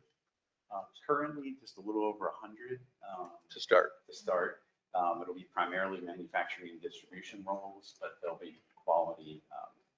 Maintenance, mechanics, engineering. All of those. And the area that we're purchasing gives us the expansion potential to virtually double that space over the next 10 years. So assuming our growth continues and everything works out well, then we would actually expand that considerably to probably double the footprint that we start with, and probably linear with employment as well. So someday I would expect to see closer to 200 people or so. Mr. Spina, Dr. Spina, if I could ask, what is the preliminary or your initial footprint for the building? So the initial footprint, when we started with the RFP process, we were looking for about 400,000 square foot facility. Currently, we're rolling up a little closer to 500. We're working through the details of that, but we expect it to be in that 450 to 500 range right now currently. It'll be a manufacturing site and the distribution site on the same property with the ability to expand out another 200,000 on each roughly. Right. Yeah, potentially up to close to 1 million square feet someday. Thank you. That's wonderful. And then you're going to the county's going to partner in this as well? That's correct. Tomorrow, we are presenting to Board of County Commissioners just right up the street, Dade City, Historic Courthouse. And I can't speak for their vote right now. I'm saying that I'm very positive that everybody's excited about this project. This really emphasizes the manufacturing in the East Pasco, which is what I've been involved in here for almost 10 or 12 years with Todd Vandenberg, Billy. ZEDC has been instrumental in bringing this forward with the support. So I will say what's going to be great about Monin being here is that we can all have a nice cup of coffee flavored with Baduco cookies. That's what I was thinking. There we go. I was thinking the same Or thing. Zephyrhills water with a little bit of packet flavoring. Yeah. We're the brand you never heard of, and now you'll see it everywhere. Right, Yeah. that's true. That's true. To that point, I honestly had never heard of Monin. I don't drink coffee, but the little bit of travels I've done the last few months, when I've seen them behind several bars, and flavorings, both, We're, not just alcoholic bars, but little coffee Yeah, bars. And we that. started in coffee long ago, but now we're actually flavoring pretty much everything from milkshakes and lemonades, iced tea and cocktails and mocktails. We work with over 70% of the top 200 restaurants in the US, so a lot of places that you go. You'll see it. Will see us. Mr. President, thank y'all for being here tonight. And then I just want to ask a question. What made you end up choosing Zephyrhills as the final destination? That's an interesting, I mean, we looked at a lot of sites and including sites out of Florida. We looked at a number of sites in the kind of Midwest, South Midwest part of the US and said, you know, we really wanted to stay back in Florida. We've got roots in Florida. Our corporate office is not too far from here, obviously. Zephyrhills was a good combination of land value, labor pool, potential incentives for coming with Pasco County and Zephyrhills. So the combination really kind of led us to, I mean, I think we looked at more than a dozen sites just in this area and then came down to the site because it seemed that it hit, kind of checked all the boxes for what our needs were. So Site availability was important, and having a good workforce was important. We were fortunate to find it. yeah, very impressed so far with everything we've seen from both the city and the county. So. All right, well, thank you very much. Yeah. We're glad. Welcome to Zephyrhills, and thank you, you. Tom, for helping out too. And do we have a motion then? I would move approval of this item, Mr. President. Second? Okay, we have a motion and a second. All in favor, say aye. Aye. Motion passes. Thank you. you. We hope to look forward to seeing you in the, near future and we'll give you a proclamation. Council, do you mind if we have a picture? Oh, no. My marketing team will break me over the coals. Everybody. Wow. You want to stand? We can stand in front or? Want us to come down? That'd be better.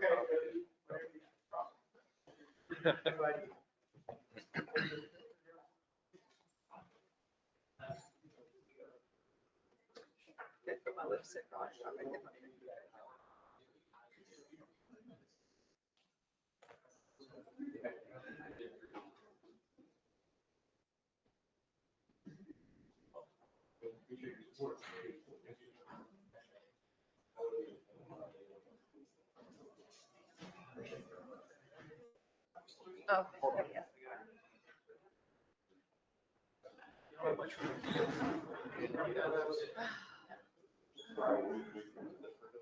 Much more. You gotta keep that part up. Out of the way. Keep that.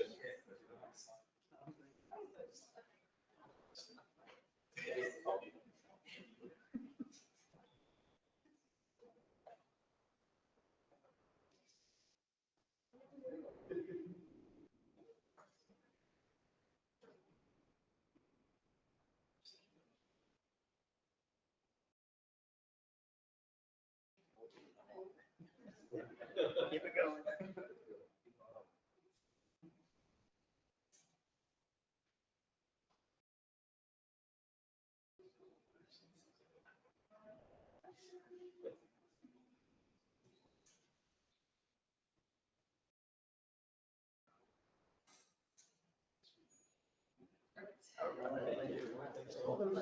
Right.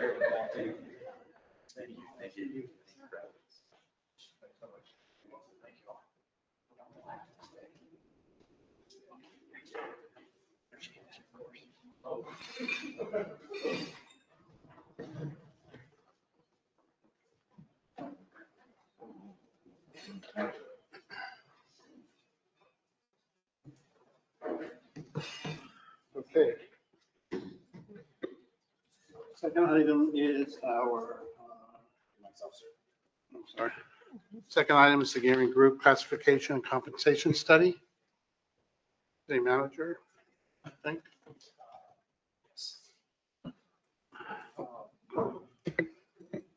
Sorry. We have Ms. Dugan here for representing the Gearing Group to present the compensation study that was conducted. If I can, just real quick, I know you had asked the group why they chose Zephyrhills. What I will say is when Baduco came in, Zephyrhills staff had to go and sell Zephyrhills to Baduco. In that presentation, Baduco said when, and then they said if we come to Zephyrhills, there'll be more to follow. And this group they didn't come and want to talk to staff. They called and said, give us Bauduco's contacts. They went and talked to Bauduco, and Bauduco sold Zephyrhills for us. So I just wanted to put that in there. I apologize, Nancy, but No I worries. had to let them know that. Thank you. Okay. It's all yours. Good evening, council members. My name is Nancy. I work with the Garing Group. I'm their senior HR and risk consultant. And I conducted the pay study for the City of Zephyrhills staff. So I'm going to walk through that with you all. Feel free to ask questions as I go, or in the end is fine as well. So basically, the things I'm going to go over is I'm going to discuss the project methodology and the approach we took to look at the city's current pay versus where they should be in the market, how we conducted the study. We're going to go over how we presented our recommendations for the pay plan itself, the new pay grades, and what compression adjustments are necessary to accomplish that. And then we have a couple scenarios to review with you. One is the cost to implement the pay study with a 3% COLA, and another one is a recommendation to implement the pay study with a 5% COLA. And we'll go through those sheets in the end. So basically, we started off, we held discovery meetings with your leadership team. We asked them where they're finding turnover, hard to fill slots, where they think their competitors are. So basically, we wanted to get a good idea of what peer agencies or groups we needed to look at to make sure we were looking at the right target market for you all. So we had a really good meeting with all of your leadership team. We then went out to the market and we completed an overall assessment based on, we looked at the city's current pay plan, history of the current pay plan, how you all got to where you are, what movement the pay plan is done, when's the last time you did a comp study, how accurate and updated were the job descriptions, because that is a key part to making sure you're paying people correctly is based on an accurate job description. So we worked really close with Sandra and HR to make sure we had all of that information. Then we went out and we benchmarked the job classifications against the data provided by the peer agencies. So something the Garing Group does a little different. We don't ask the peer agencies to fill out a survey and rely on their knowledge of the jobs. We actually go get their pay plan and their job descriptions, and we actually compare to make sure it's an accurate match. We look at the qualifications, we look at the actual essential functions of the job, and we make sure that we are comparing apples to apples. If one city calls it an accountant 2, for example, it doesn't mean accountant 2 is everywhere the same. Somewhere else it could be an accountant 3 or an accountant 1, for example. So we make sure that we are actually comparing the right jobs to each other. So then after we went out to the peer agencies, we reviewed the benchmarking data with the city manager and HR to look at where you all were falling in the market data, to look at where we needed to move the pay plan to keep you competitive in the market, to not only attract employees, but you also really want to make sure you're retaining the current employees that you have. So we look at both of those. So we looked at a new pay plan structure. We looked at the industry standard for public sector. So how far a part of the range is, what is the career pathing that's available for employees. So we looked at all that, developed the new pay plan ranges. And then what we did is once we have the new pay plan ranges, which you all have a copy of, we take your current employees and we look at their date of rank, which is how long they've been in that position. So not how long they've been with the city, but how long they've been in that position. And we make sure we place them accordingly in the new range, because we don't want to create compression at the bottom of the pay range. So new hires, we don't want them coming in and jumping or bumping in against your current employees. So we make sure we do a compression analysis and we spread your employees out based on their years of service in that position. We make sure we spread them back out into the range, and that's what the compression cost is. So the city's current pay plan it's around a 40% spread currently. We're recommending keeping the 40% spread. The market norm is between 40 and 60%. Down the road, as you all start to see a lot of tenure in your positions, that's when you'll start to look at to see if the 40% spread is big enough, or you need to start maybe looking towards a 50% spread. What that means is that your max is higher at the pay range, and that's so you keep and retain your employees. So right now, the 40% spread is what's recommended, but that's something to keep in mind for future budgets. The pay range minimums and the maximums did need to increase on average 7.6% to get it into where the market is. So every pay range moved up. Internal equity was used. There were some jobs that don't necessarily always have exact comparable data in the market. So we use what's called internal equity. So we look at responsibilities compared to other jobs in the city. And then we look at where those positions that were benchmarked fell in the pay plan, and we slot those positions accordingly. We recommended using for a few positions some industry standard titles. It makes it easier when you're going out to the market to use similar titles, so you know really what the market is dictating for a certain job by using those standard titles.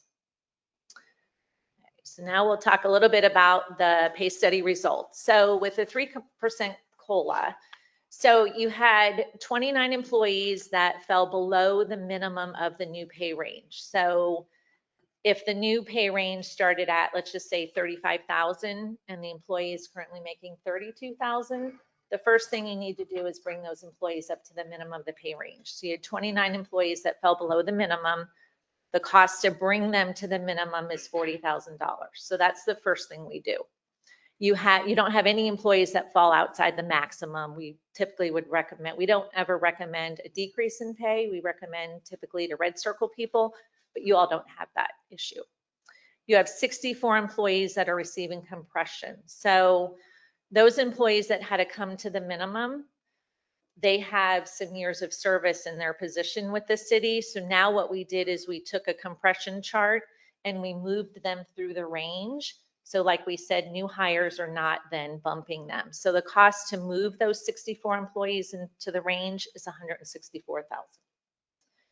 We have 81 employees total impacted by the study. So some people might have received below the minimum and compression. Some might have received one or the other. 81 total employees are affected by the pay study, and that does include the police department.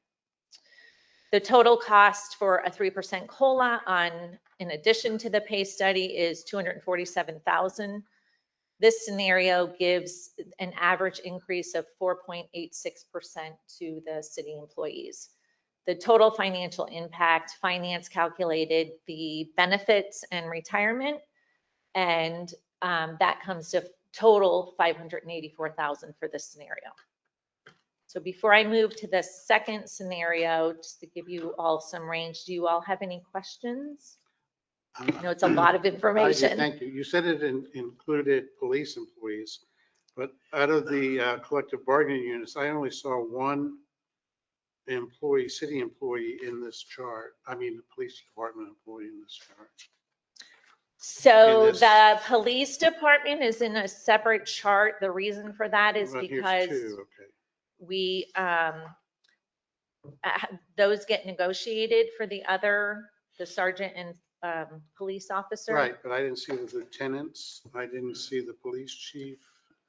And I didn't see all the civilian staff. I just saw a couple of positions. Civilian staff should be on there. I saw crime scene tech, crime analysis. There's the communications supervisor and staff is on there. All right, the chief and lieutenant. Yeah, chief and lieutenant are not in there. Those were separate. They're separate. So I can tell you though, for a reference point, the chief, since they're on a separate one though, the chief would be a pay grade 25 if you're looking at the general employee pay plan. Well, they're not numbered. I don't know what a pay grade. Well, it's the third column in under PG. All right, they're in the middle. Okay. All right, thank you. Okay. Also, you said it was 81. Is it the 29 and the 64 employees would be the ones affected? Yes, impacted so in some that of, 93? some of them receive both. So the number of employees impacted is 81. Oh, okay. Because some get minimum and compression, so we count them as one. So the average thing with a 3% COLA, they would be getting 4.8%. Was the average. And how often do you normally conduct a study within a organization? What's the average time between studies? Every 3 to 4 years to do a study, and the 3 to 4 year mark just depends on if in between, if your HR staff is spot checking positions, and if there's recommendations for the commission, for the council to move the pay plan in between, then the study is less impactful every 3 to 4 years. But if you wait every 3 to 4 years just to look at it, then the study is more comprehensive and more costly. Because last time we did one was, I guess, the fall of 2023. So not even 3 years. Okay. Okay. Any other questions? So scenario 2 is the same information, but this is based on a 5% COLA. So in this scenario, when you do the COLA first, it lessens the amount of people that have to be brought to the minimum and compression because you're giving them the COLA up front. So in this scenario, 19 people fall below the minimum at a cost of $23,000. 57 employees need to receive compression at a cost of $141,000. The COLA is $387,000, and the average employee in this scenario receives 5.94%. The total cost with benefits and retirement is $734,000. So it's just to give you an idea, 3%, 5%, what it does to the numbers. Okay.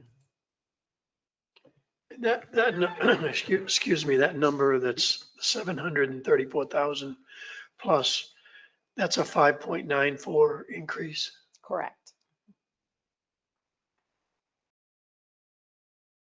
That's the COLA and the study combined. Then. Yep, thank you.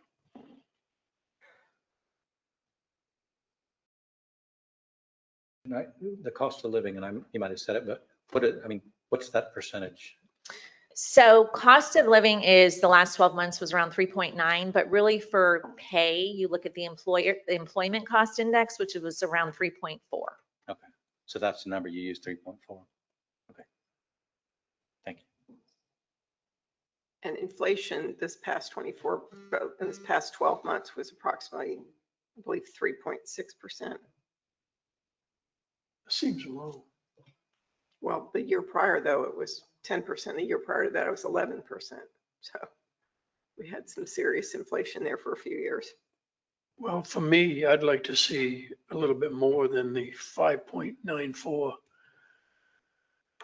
What would 6% or 7%, Billy, what would that put us in numbers at 7%? 7%, 6% would be 813,000. 7% would be 900,000. I don't have that number. That's just Roughly looking at the 900. number before. Yes.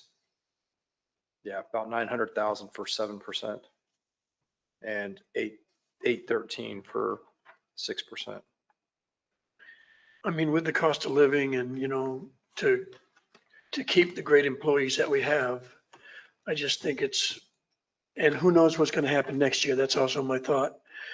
Are we going to be able to do a raise next year because we're going to lose all that property tax money? I'm pretty sure it's going to pass. So I'd like to see a decent raise this year at least to. What was the percentage of the raise last year? 7%? Yeah, 7% last year. Hmm? Hold on. Last year, sorry, last year was 6%. I thought it was 6. The year prior was 7%, but it was 4% in October, and 3% mid-year. So the impact, if you want to know the impact, it was $741,000 when we did the 6%. And when we did the 4% and 3%, it was 330,000 because of that 6-month delay. I don't think about, I think what other municipalities, how they'll be impacted by the loss of ad valorem revenue. And it may be that certain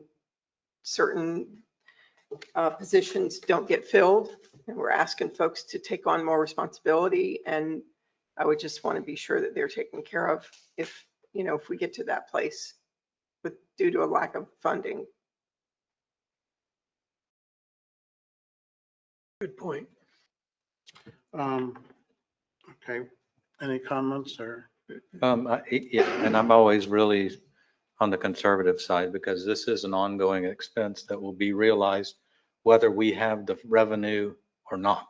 So, I mean, we've got to, I'm not saying, I think the employees are fantastic. They do a great job, but I would hate to implement this, and then next year we have to lose some people possibly, and that is part of it, So. And it'll cost 900,000 the first year if you go to this higher rate, or it'll cost between 700 and 900,000 out of pocket next year budget. So I think it's a decision we can't make until we see the budget. I agree. I agree. Right.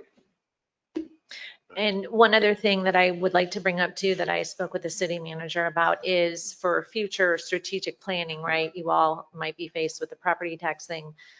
But on the plus side, right, you guys are doing really well with economic development. The downside to that is they now are going to become your competitors. So when they're at 42,000 minimum, other entities, we did look at the private sector, but when they're paying $17, $18, $19 an hour, that makes it harder for Zephyrhills to retain employees too.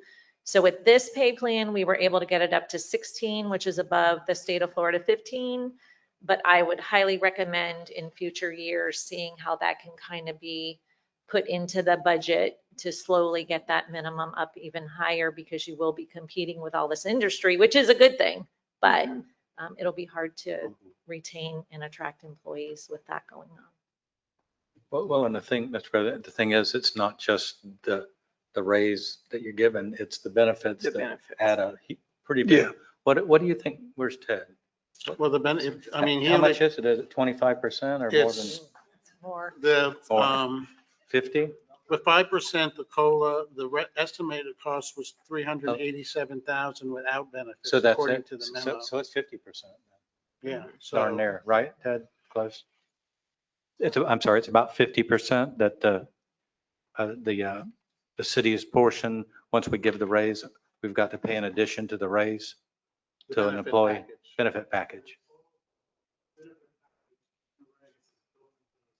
The 734, so 387.11 is the pay to the employee, and then that's roughly 50%. Yeah.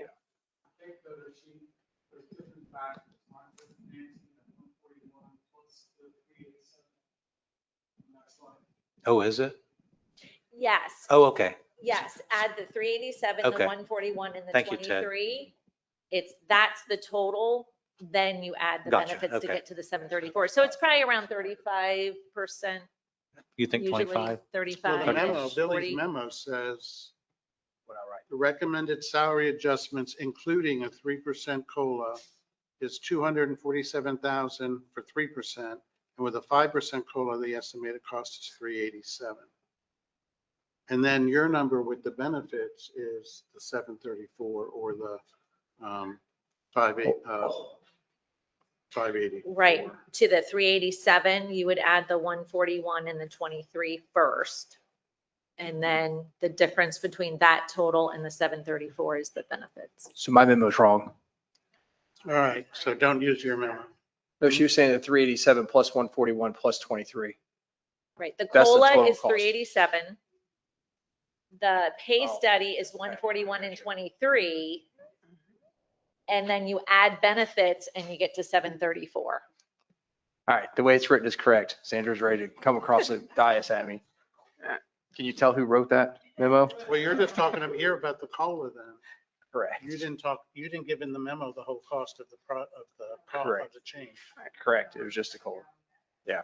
which wouldn't help.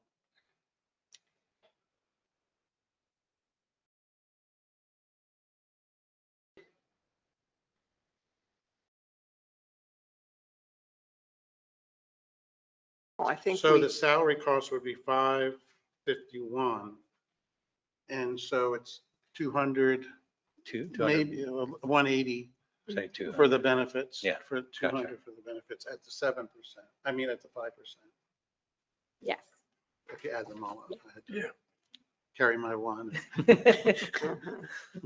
All right. Yeah. Any other comments or? No? so one We other have quick some more? question. No.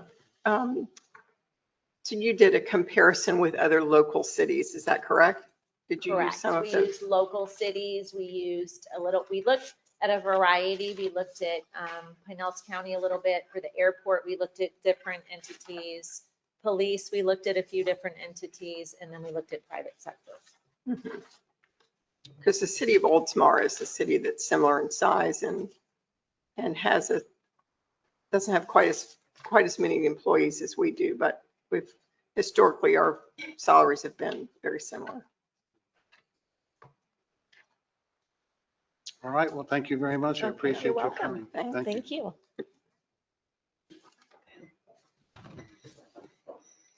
Okay, so we'll have to revisit this when we look at the budget. Well, I think that council needs to accept the study and the pay scales, and then percentage wise, that's something we'll discuss during Mr. budget. President, I move we accept the pay study. Second. Okay, we have a motion and a second to accept the pay study. All in favor, say aye. Aye. No nays, motion passes. Okay, item 2.3. Item 2.3 is first reading of Resolution 870-26, resolution of the City Council of the City of Zephyrhills adopting a cost-based building permit fee methodology and a fee schedule framework, providing for a cost-based fee structure, providing for private provider fee reductions, repealing conflicting resolutions, and providing for an effective date. To give you a little bit of a rundown, I'm sure Calvin doesn't mind if I do that. House Bill 803 came out of this last session, as well as Senate Bill 1614. Both had significant impacts on local governments permitting procedures, and essentially requires the city building department to implement a cost-based permit fee structure. Historically, we have done a project cost structure. So we take, formulation based on the value of the project, and that's how we would charge for permits.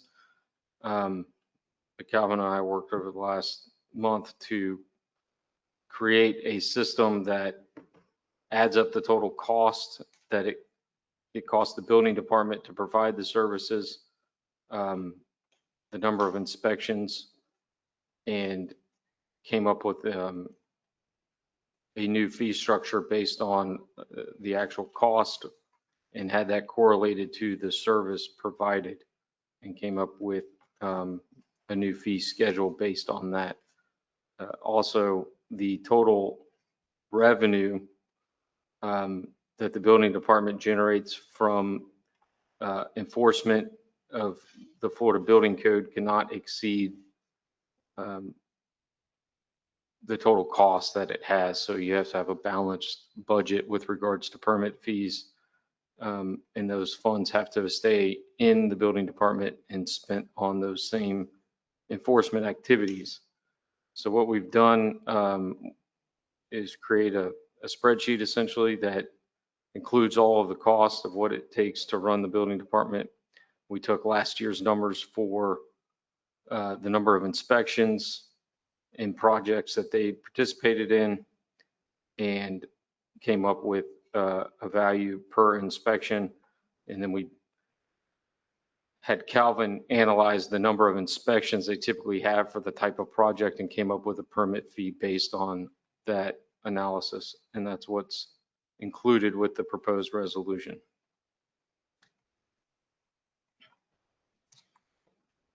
Are we making money or losing money? Can you turn your mic on? Calvin Switzer, building official. Where the goal is to break even. That's basically how the law is written.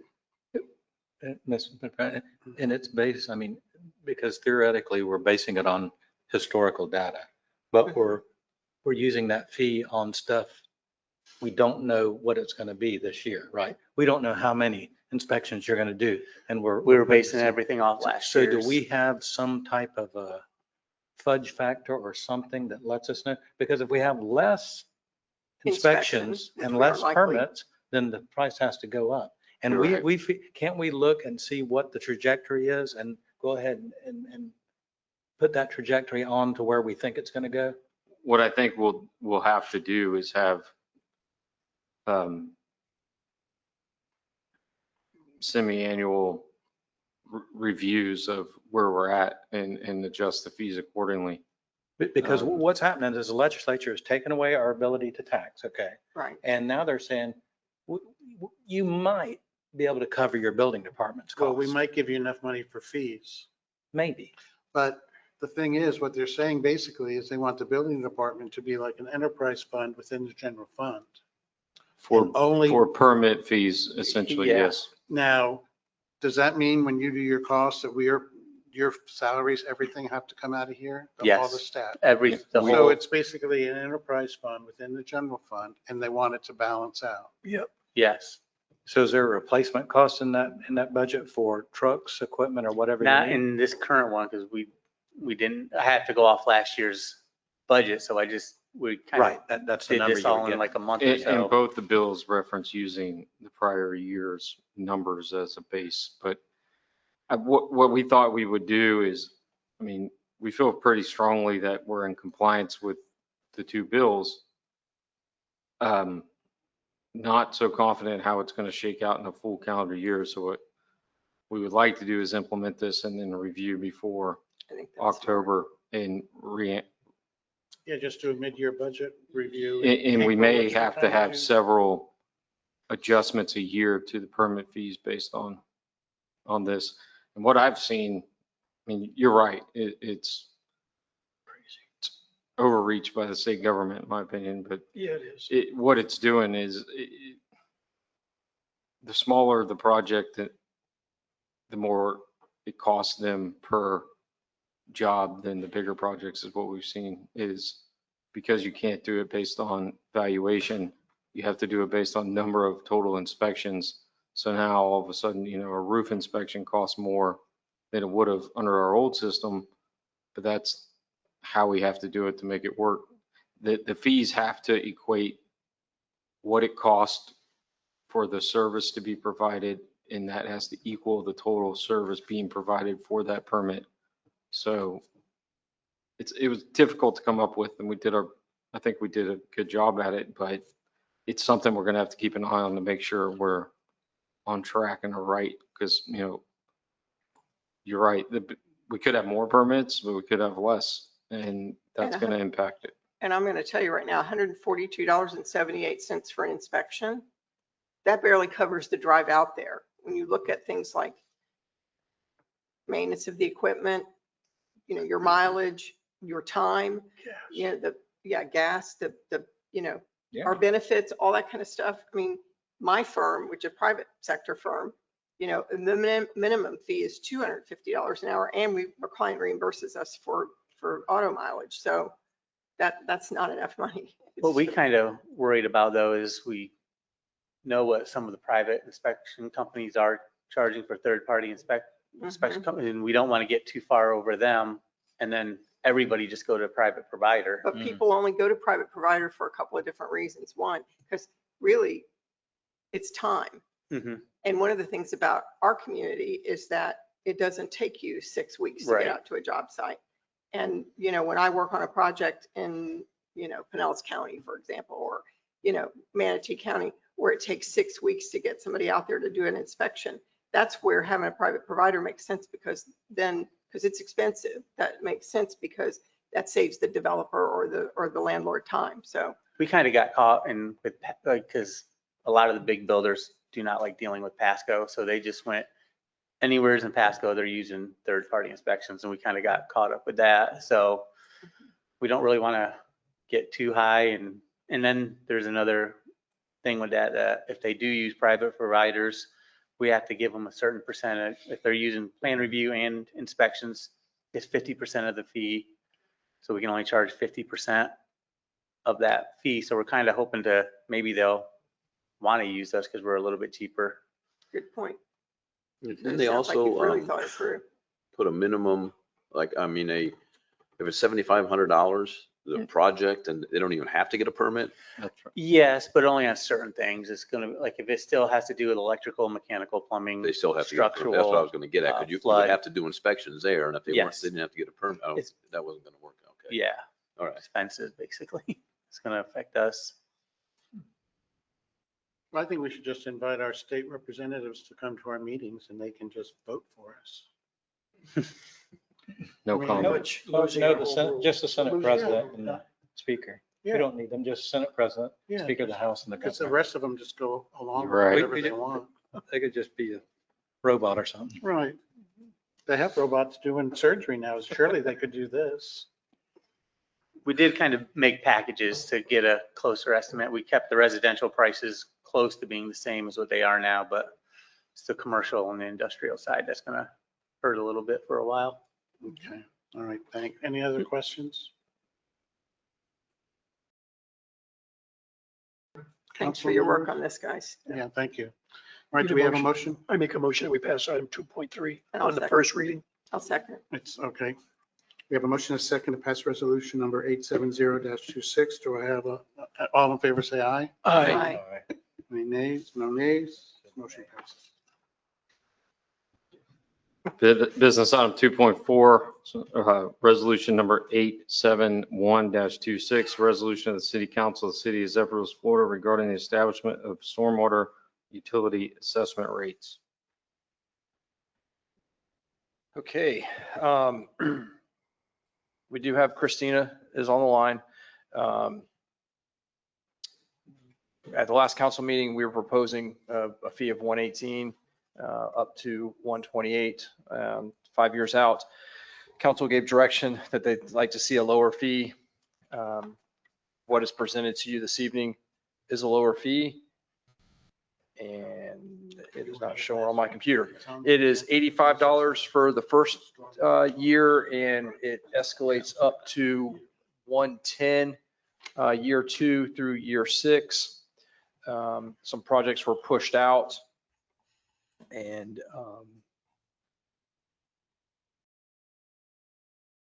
I believe we addressed all of the concerns that council had with lowering the fee in that first year and then lowering the fees in the subsequent years. If there are any questions, myself, Shane, or Christina are available. With that, staff recommends approval of resolution 871-26.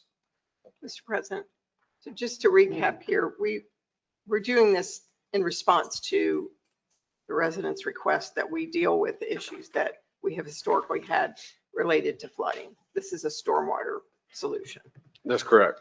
And so none of us want to raise, none of us want any of these fees, but what we're trying to do is introduce it gradually so that we can, so that folks can manage it. And then after the homestead exemption kicks in, then these stormwater fees will go up slightly so that it offsets and allows us to do some of these big capital improvement projects to deal with our stormwater challenges, historic stormwater challenges and future ones. Is that right? Yes, ma'am, that's correct.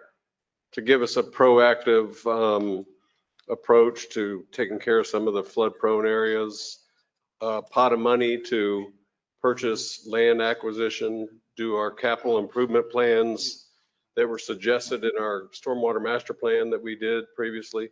So it gives us a funding mechanism for that. Thank you. And then at $85, just to remind the council that we're under Pasco County. The Pasco County is $95. Do you know how long they've had it? There's Pasco County? They've had a number of years, haven't they? Quite a while, yes, sir.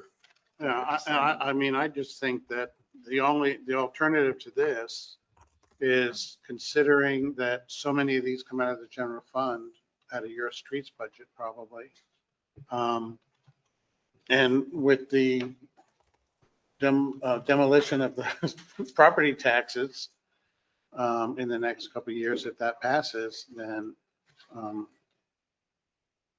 this, we just need to do something like this to provide services. I just had one question, because I wasn't here at the last meeting. Where do we settle on some people being exempt from having to pay? The only people that are exempt are the people who meet the projects that meet the 2025 Swift Mud standards. And it was reduced to a 25% credit. Before, originally when we started, it was a 50% credit for anybody who met the 2025 and a 25% for anybody who met the 2018 standards.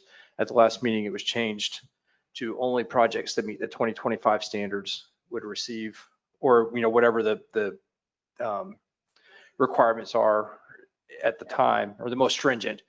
So it's either basins or 2025, and they receive a 25% credit.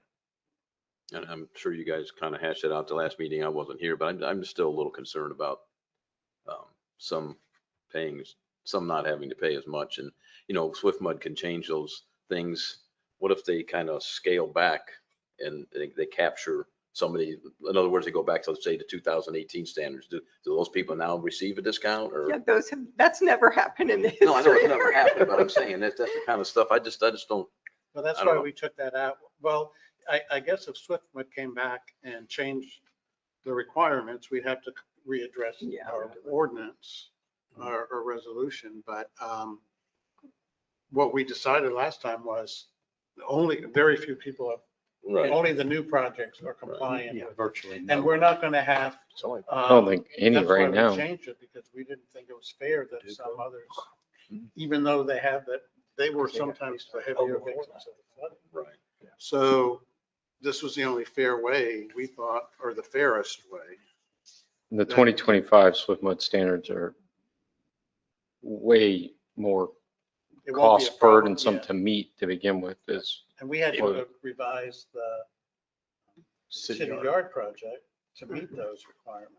To the tune of what, $250,000, $300,000? That was just for the materials. Just for the material to meet the 2025 standards, to put in gold So, bound or gold mound or something. Gold and gold. It was pure gold is what was put in the ground.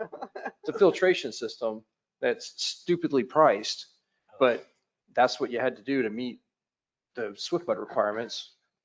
Beside the point, but it was several $100,000 for us. And we are one of only a couple of projects that are in the city currently that will meet that 25 standard. There are a couple that are coming in that just recently talked to us and said they had to redesign their plans to meet the 25 standards. So there's about 3 or 4 projects in the city that I'm aware of that'll even qualify. Then they reclassify ponds in big developments. Yeah, that's Swift Mud. Yeah, going wet to dry or dry to wet. Did we also said the city is going to have to pay, correct? The city will have to pay unless council Everybody directs but- us not Everybody to. but state and federal. No. And Yeah, the school. Federal and school board. Federal and school board. So where's that money coming from on that? We For the will city budget side. it out of. Wherever, out of the streets or? Yes, sir. Yeah, we're gonna have to. The stormwater has its own cost center, 3,800. But it's general fund, so we compete with the police department and the parks department, the streets department, library. We'll get more money out of water and sewer. Mr. President, to answer your question, they first implemented in 2003, the county. 2003? Yes. Oh, wow, they've been doing a long time. It was like We're a little behind the $45 ball. or something. Thank you. All right, do we have Yeah, any they're yeah. comments or more comments from council? I think I recommend approval. I can't make the motion, but I think we have a second. I'll second. Okay, we have a motion and a second to approve resolution number 871-26. All in favor, say aye. All opposed? I'll say nay on that, yeah. It's just for principle. We've got to do it, but I just would rather do it a different way. Are you at A or? Aye. Aye, all right. Motion passes 4-1. Thank you. All right. I'm sorry, I misspoke. It was Thank you. 2007. I'm sorry. Seven. It was 2007. The plan was 2003. The implementation was 2007. All right, thank you. That's good to know. Okay, next item is, 2.5, resolution number 873-26, resolution of the City Council of the City of Zephyrhills, Florida, recognize the importance of intergovernmental cooperation and resolving to join and participate in Tampa Bay Regional Planning Council. okay. This came up last meeting as well, and we had a representative here to talk about some of the benefits. We had been a member before. Did Rodney want to say, did you want to say something? No. I was giving him hand signals for the next item. I was trying to be a little, Sorry. I wasn't, I was Okay. trying to be a little discreet about it. Yeah, you were But very, everyone kept turning. Every time I point to him, he'd move. I saw you out of the corner of my eye. Okay, so.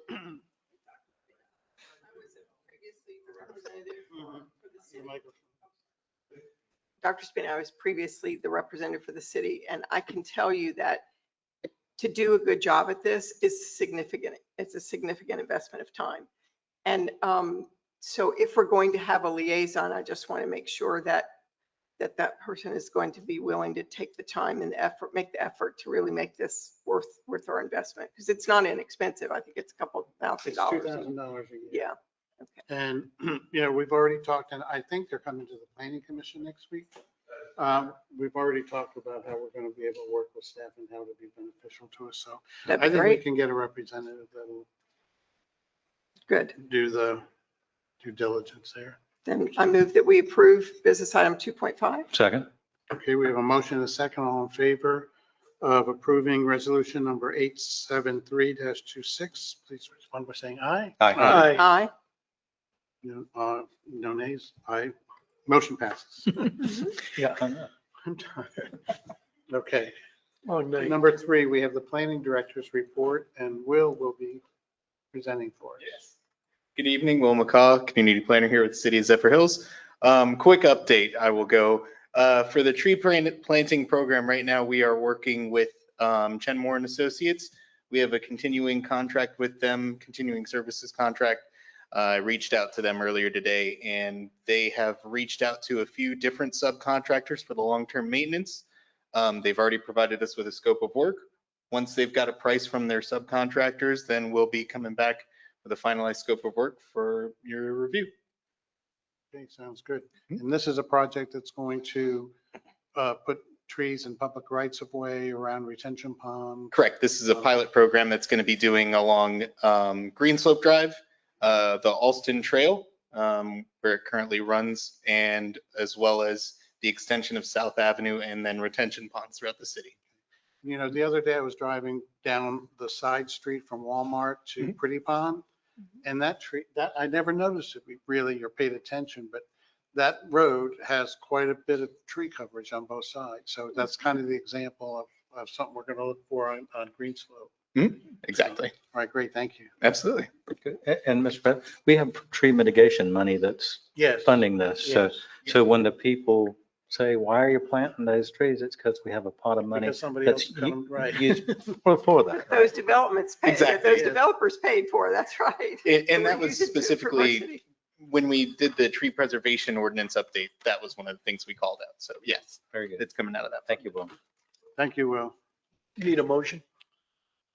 No, I think that's just information. Okay, city manager report. I got Miss Hamilton here. She's dying. She had to sit longer than the CRA meeting.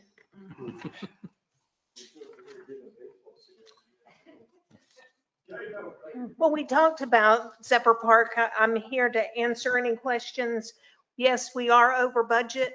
I will, and yes, we are flabbergasted by the amount, but I will remind you that when we did Hercules Park, when we first came in with the first estimate of cost, it was at 22. So we got it down to 7.65. And Hercules is a beautiful park that this community is very proud of. We'll get there. We'll get within budget. We're working on it now. We are waiting on the Swift Mud permit. And once it gets back, then they have another 30 days to make comments on it. And we're looking at the end of the year for dirt to be dug. So, Yeah, we were looking at a July 1 shovel in the ground. you and me both. Yeah. So the 8 million, so we're planning on about a $16 million project. Mhm. We're about $8 million over budget right now. Right now. What kinds of things are driving this other than the boardwalk or? A lot of it is, I mean, would there say- wasn't that much playground equipment, was it? Yeah, there's quite a bit of playground, and then there's the ninja course, the big ninja course, because we wanted to make Zephyr Park more of a, middle school and high school and adult activities, to have more of those. We've got 2 large playgrounds that were planned. We've got the new splash pad. A lot of it that we're going through right now is they have designed specialty pavement surfaces, sidewalks, designs that have 3 different colorations in them. So we're going through and knocking those out. And I will also say that, in our discussions, they've got one person or one company that has looked at the surface material for the bridges and came back and said, this one company said it's around $1 million. So we're like, okay, you need to come up with an alternative. But when we take it out to bid, when we start, competitively bidding this thing, I think the numbers will come down naturally. But there are a lot of one of a kind. Yeah, single source, we can't have that. Right. Right. And so we're going through and cutting those out. And I'll be honest with you, and Billy and I talked about this. Yes, Kimley Horn knew that what our budget was. And, I think they've gone a little overboard with the specialty items. And so it's up to us to go through it and make it realistic. We can still have an incredible park at $17 million. Well, I would think so. The other. And then the other issue is also, I'm sorry, I didn't mean to, is we're at 65, 70% plans. So we still have, we are still working on getting the numbers correct. And Well, you said we're at 60 and Shane said we're going to be at 90 soon. Soon. How can you get at that far in the plans if the equipment's not fitting the budget? That's why we've stopped and we're working I mean, on because it. you're going to have to, all the things in that plan are going to have to come out. The Yes. Ninja, whatever that is, the boardwalk. Well, we're hoping to keep the Ninja course. Well, I'm just saying. Mhm. And we're really looking at the surfaces that they're using and looking at things that will not change the plans, only the surfaces and the materials that are being used. Okay, and then what about Alice Hall? Because I don't think the consensus here was a remodel. I think the consensus here was a new building. And I talked to the mayor and she was emphasizing that it should be at Zephyr Park. So. I agree with her. Yeah, and I would love to have a new building, but I guess I'd rather have a refurbished old building than none. Well, and that's kind of what we were thinking as staff, is that we would rehab Alice Hall so that we can move forward with the project, and then in the following year's budget enough money, find money to redo Alice Hall at that location. Nobody's looking to remove Alice Hall to somewhere else or. Well, you brought up options to move to the theater and things. You were looking at that, I think. Well, And I think there was absolutely, staff wasn't in favor of having it at the park initially, so. well, I heard very clearly from the council that you did. So I think that that was kind of the end of that story. Yeah, I think we definitely want a new building there at some point, but if it's at the, we have to look at how many people use that versus how many people use the park on a regular basis. And when I look at, Hercules Park, it's packed with children every single day. It's really amazing. So I think probably the exterior work may be more important than a brand new building for community events, but maybe not. I mean, maybe I would defer to whatever is recommended. The only buildings we have that people can use is Alice Hall, which is 50 years old, probably. Mhm. We have the depot that is underused, but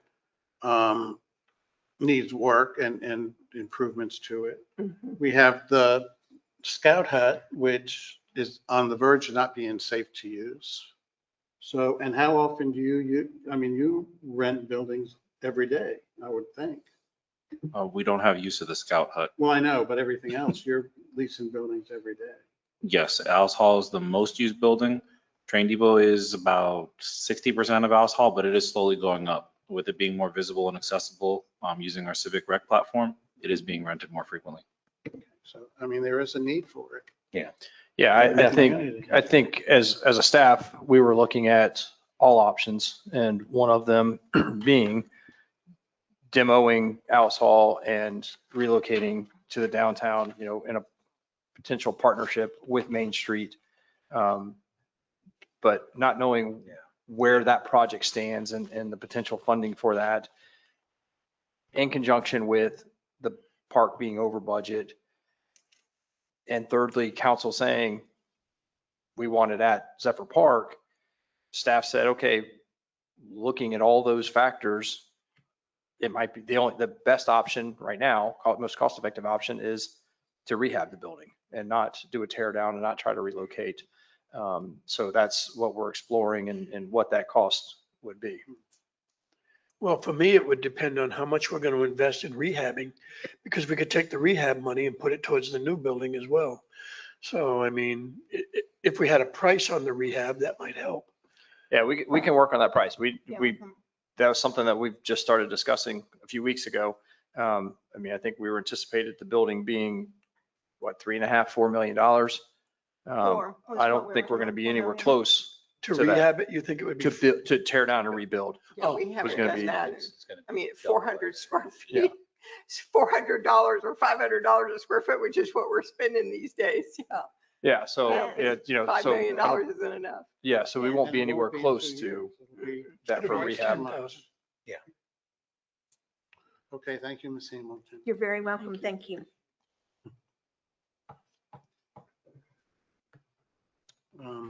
Okay, anything else on Zephyr Park? Okay, next item is the mayor's announcement. She's not here. City manager announcement. Yes, so. We had a couple meetings today. One was with Duke regarding the franchise agreement. That meeting went really well.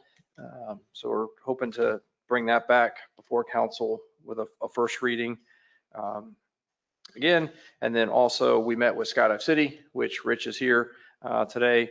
And we came to an agreement on a corrective action plan that we will be sending to the FAA. It was supposed to go out today and a couple meetings happened and it has not been sent, but it is on the printer, ready to be signed and sent out tomorrow to the FAA. So we're working in a good direction on that. Can I ask a question? Does that mean we'll get restore FAA funding? If FAA approves the plan, yes. That's the goal. Because we agree to it and it's written in that letter, we send it to the FAA, they will agree with the plan, approve the plan, and then restore our funding. Yes. Silver Oaks had their hearing. The golf course owners or property owners had their hearing on Friday. They were given a 30-day continuance. I knew I'd say it wrong. They admitted to being in violation of the order, but the judge gave them 30 days to make progress. before he decides what the sentence would be, or the judgment on the violation. I'll look at, it's whatever our next code enforcement date is, which I think is August 7th. It is August 7th. So it'll be reset for that date. And if they come in and say they're largely compliant, I assume that'll impact, based on the judge's comments, what their penalty will be. But they admitted to the violation, not being in compliance. Okay, any questions? When they admitted, did they say when they were or if they would have gonna comply? I don't know if I heard an exact date, but I did hear that they had contractors hired to finish the work. I think this citation in particular was for the tree debris. They were also arraigned on, they were there to be arraigned on 3 other citations. They were arraigned on 2 and they admitted to those violations, I believe, and got fines. The one was dismissed because we determined, the code enforcement determined that they weren't the proper party to maintain the one issue. So that's being addressed with code. And I think they have 30-day compliance orders on those. I think it was some of the trees that were leaning over that were concerned to some of the citizens, and then the grass and weeds. So I think they were given 30-day compliance on both of those. And so the one lady that has been here a few times on hole 18, the tee box there, those pine trees have been cut down. I believe they've been added to the pile, the big pile. I've also heard from a few different people that they are very close, they being the golf course operator and the property owner, for a lease for the golf course to reopen in some form or fashion. I'm waiting on formal word of that. But I've been told that they're very close. Did you hear from both sides or just one side? I heard from one side, not the owner, and I heard some people on the street. Well, I'll tell you, I heard from the owner Friday at court, after court, he said that they were Working towards. about to sign a lease, that they were working on it. And So his from both attorney sides. that was representing there said that he would try to get him the changes to the lease back in this week. So it sounds like they were working on it. Yeah, my understanding is that the contracts are in place, that once that lease is signed, that we will see a lot of work take place there, especially in relation to the trees and the debris for the citation. Anything else? That's it for that. I will be on vacation next week while we had the budget workshop tonight.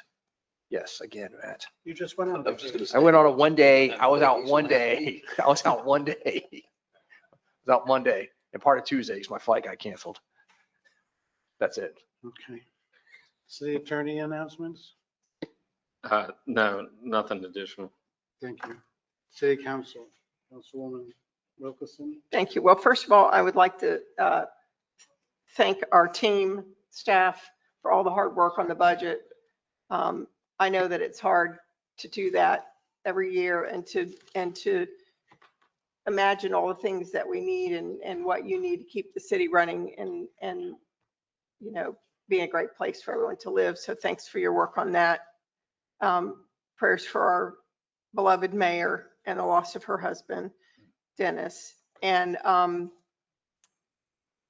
that's it for me. Thank All you. right, thank you. Can I add real quick that the service this Thursday evening at 5 to 6:30, I think, Where? or viewing, or whatever they're having. Where? And then 6:30 is. At the Church of the Kingdom Hall in Dade City. I will get you the address. Highway on 14 Road at Bailey Hill? Bailey Bailey Hill. Hill. Across the street. Is that it? Yes, sir. Well, like Councilwoman Wilkerson said, you know, the budget for me is one of the toughest things that we have to work on as a council person. And I think everybody up here wants to treat our employees well. We have great employees from the top to the bottom. And it's always been a priority of mine and the whole council, not just mine, to be fair and to treat our employees well. And it's tough, especially not knowing what's coming down the pike here on this property tax thing. It could be real tough. So I think everyone, we're going to do the best we can for you. And that's really all I have. Thanks. Thank you. It goes without saying on the budget that, all the work that you guys put in.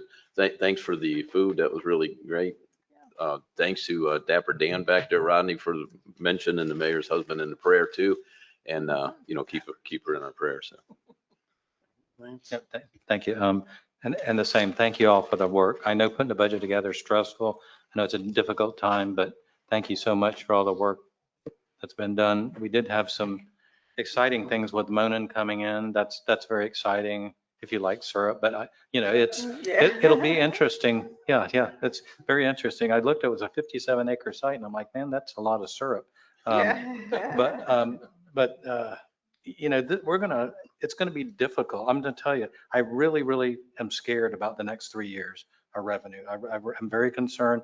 I'm probably like I was when I signed for my first house. When they said how much it's going to be, and it's going to be this much in 30 years, you're going to pay, I don't know, 400,000 or 500,000. I'm like, oh my gosh, we'll never do that, but you do, but you find a way. So we got a good team. I think we're going to find a way.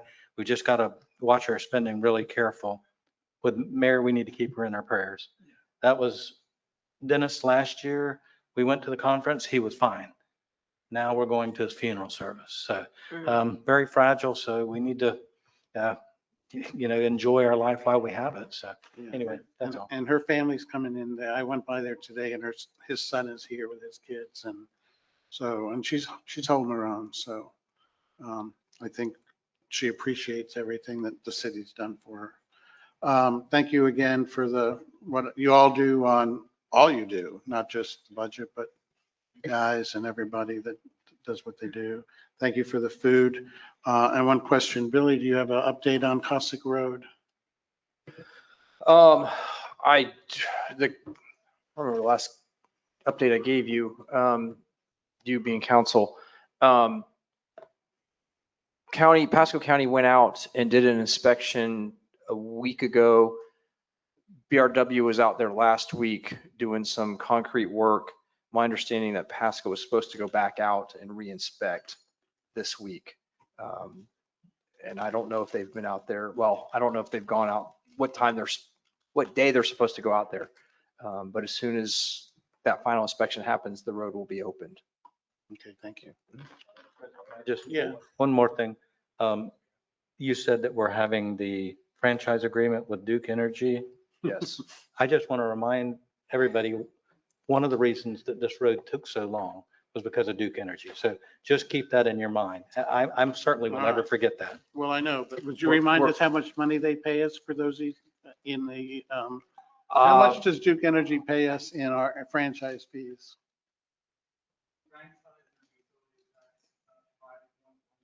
Yeah. It is, I know, it's a lot, but anytime they want something from us, they want us to lay over on our back. We can't. Sure